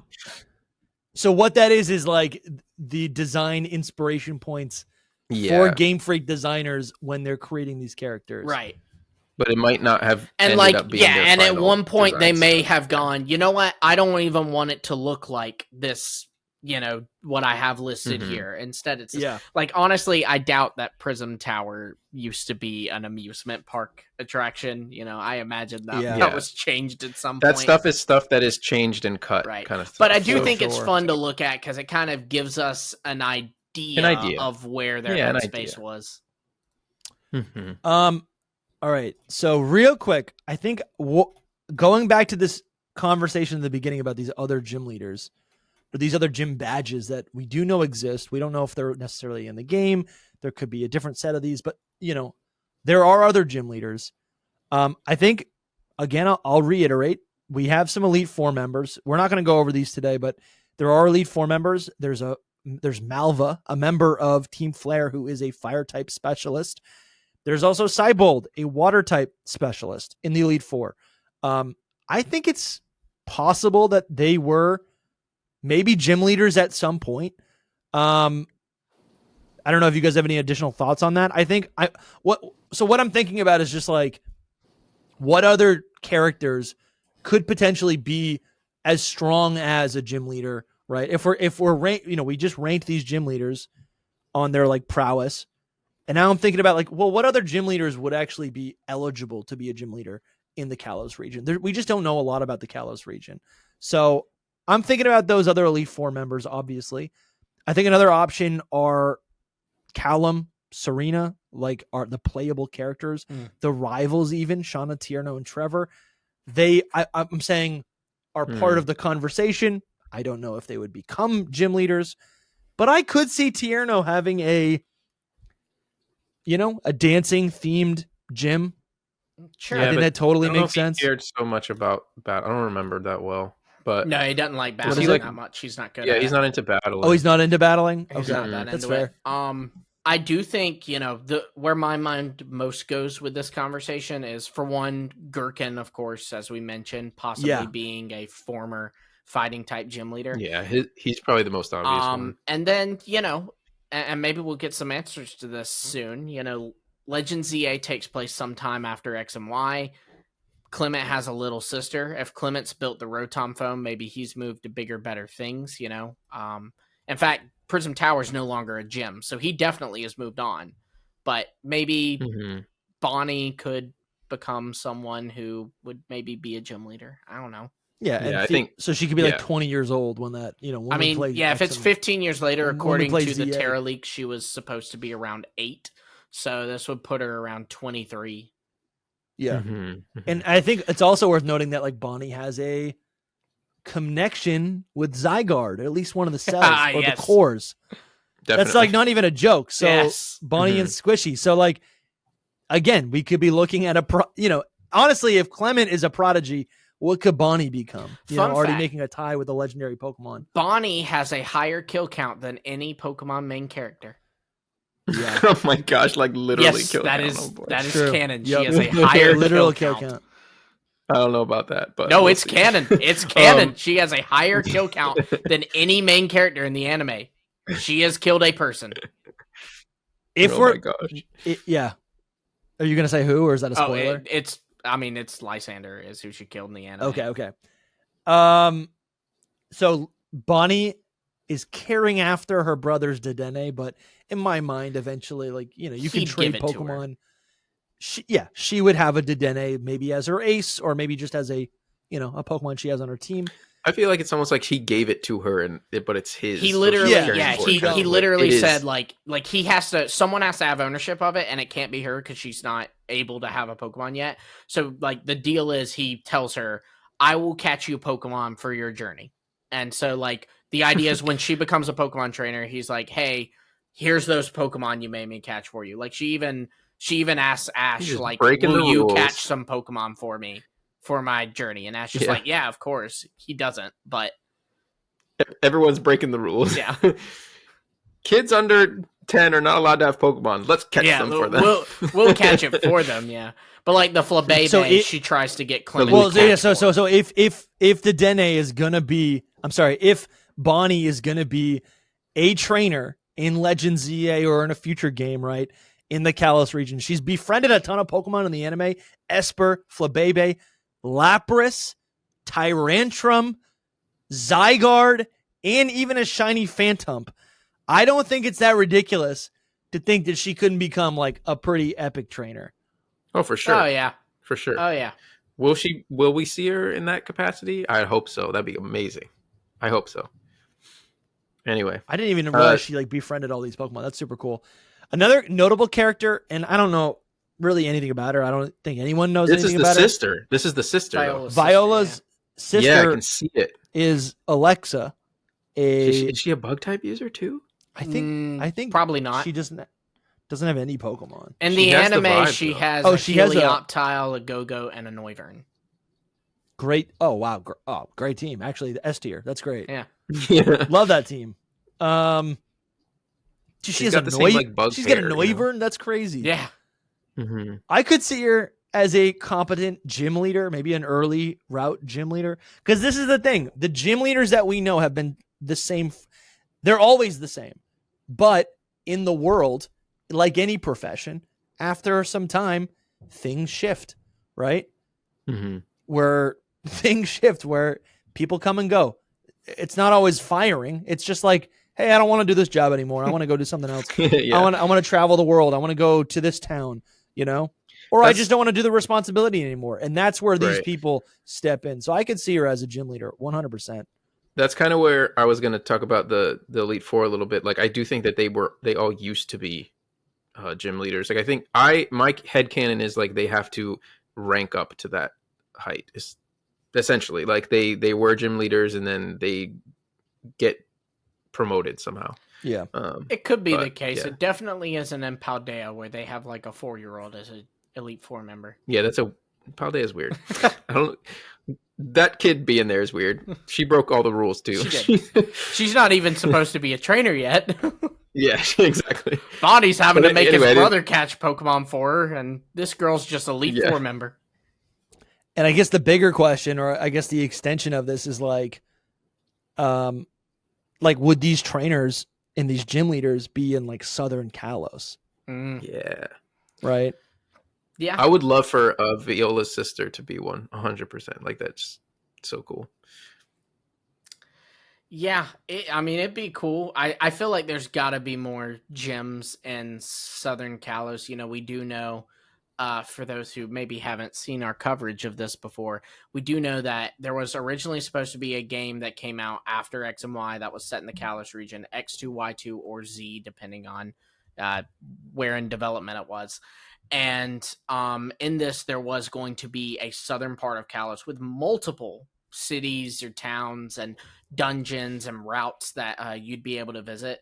So it makes sense to me that there would have been some regions there, especially because I think like this is the generation after they did Black 2 and White 2, right? And one thing that Black 2 and White 2 did that people praised it for was they shook things up. The gyms are now different, right? Like you have, I think it's 3 total different gym leaders. And so I could very well see like the Southern Kalos wasn't even a post game. It was actually part of the main story. And there were towns with different gyms in it. So there would be 2-3 more gyms in it. And then you add that into the stuff with Sawyer, where he had those extra badges. Was it maybe a fire, water, and flying gym? I could see it. Yeah. And I love thinking about that. It's awesome. Mm-hmm. Too bad it never happened. But yeah, here is our list. I think I'm pretty competent. I'm pretty happy with this. Did we land on Wulfric? What is it? Wulfric. I said D. Does he go to Soul D? said F. You said C, so it goes to D. There it is. Yeah, I think that's it. Wulfric's not that bad. I mean, I think it's not my thing. Plus he's ice type. Plus all kinds of things. Yeah. Yeah, I think I can appreciate the design a lot more. I think the neck, the coat cape is a little goofy. It is. It's all goofy, and that's probably what like doesn't vibe with me because I'm not the goofy type of design enjoyer, I suppose. With Pokemon. Goofy's good. I like Goofy. I am goofy in real life. Don't get me wrong, but I'm not a fan of that aesthetic, I guess. Dude, then we didn't even talk about this. I know we got to wrap up, but like we didn't even talk about like I'm looking at all these random people. Duchess Sabine, Duke Hennessy, Duke Lormont, Duke Turner, all these powerful trainers in the Battle Chateau, I think could eventually, and we see them could eventually prove themselves to be valuable trainers in the Kalos region. Obviously, they are NPCs. They have unoriginal, art, like character models. But like, if they actually were good enough. And I think we've seen this in other aspects. Like if I don't even know how to say this. Marchioness Marchioness Yolanda was good enough and powerful enough with her 2 level 35 Audino. They would just give her like if she was ever brought back in Gen 10, they would just give her a new design and that would be her name. Sure. And she'd have a Mega Audino. Yeah. Yeah. Like we've seen that in the past with like random trainers becoming like named characters. Sure. So that's totally possible. We talked about the rival. Oh, I wanted to say this. You guys thought that I was crazy, but like our mother Grace was a competent trainer before she became a parent. I think Grace absolutely could be a rock type gym leader with her Rhyhorn or something, you know? She has Pokemon that she owns. Sure. You know what I'm saying? She could still do it like later on in life. She could do it. That's true. She was a Rhyhorn racer though. Because that's her main claim to Nah, she too busy now, man. She too busy you know, being married to the professor and Sycamore. Having another kid.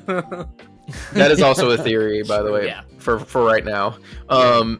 I think that Sycamore actually has a shot as well. I don't, because would you say, Lumi, that he's the first professor that we battled? Pretty sure he is the first ever professor that you battled. Now, there was originally in Red and Blue, there was like a scrap battle against Oak, but it didn't make the final game, so that would put Sycamore first. I'm not saying that like a professor, you know, like he has to or he can't be a gym leader essentially because he's a professor. But he probably wouldn't want to be. He probably wouldn't, but because he's like, no, I'm a professor. Yeah, but again, I think it's as realistic as this though. He's not a professor in ZA apparently. We don't know. But yeah. So just I wanted to mention her because she's the only like mother character who has like battle prowess, and also like mastery over a certain art, you know, or skill having to do with Pokemon training. She fits it, yeah. The whole like her gym challenge would be a Rhyhorn race, dude. Absolutely, like that would be great. But this is our list. Thank you guys for watching. Links are in the description if you want to support us to become a YouTube channel member or a Patreon supporter. We also have merch. Go check that out. We got new designs on the shop right now.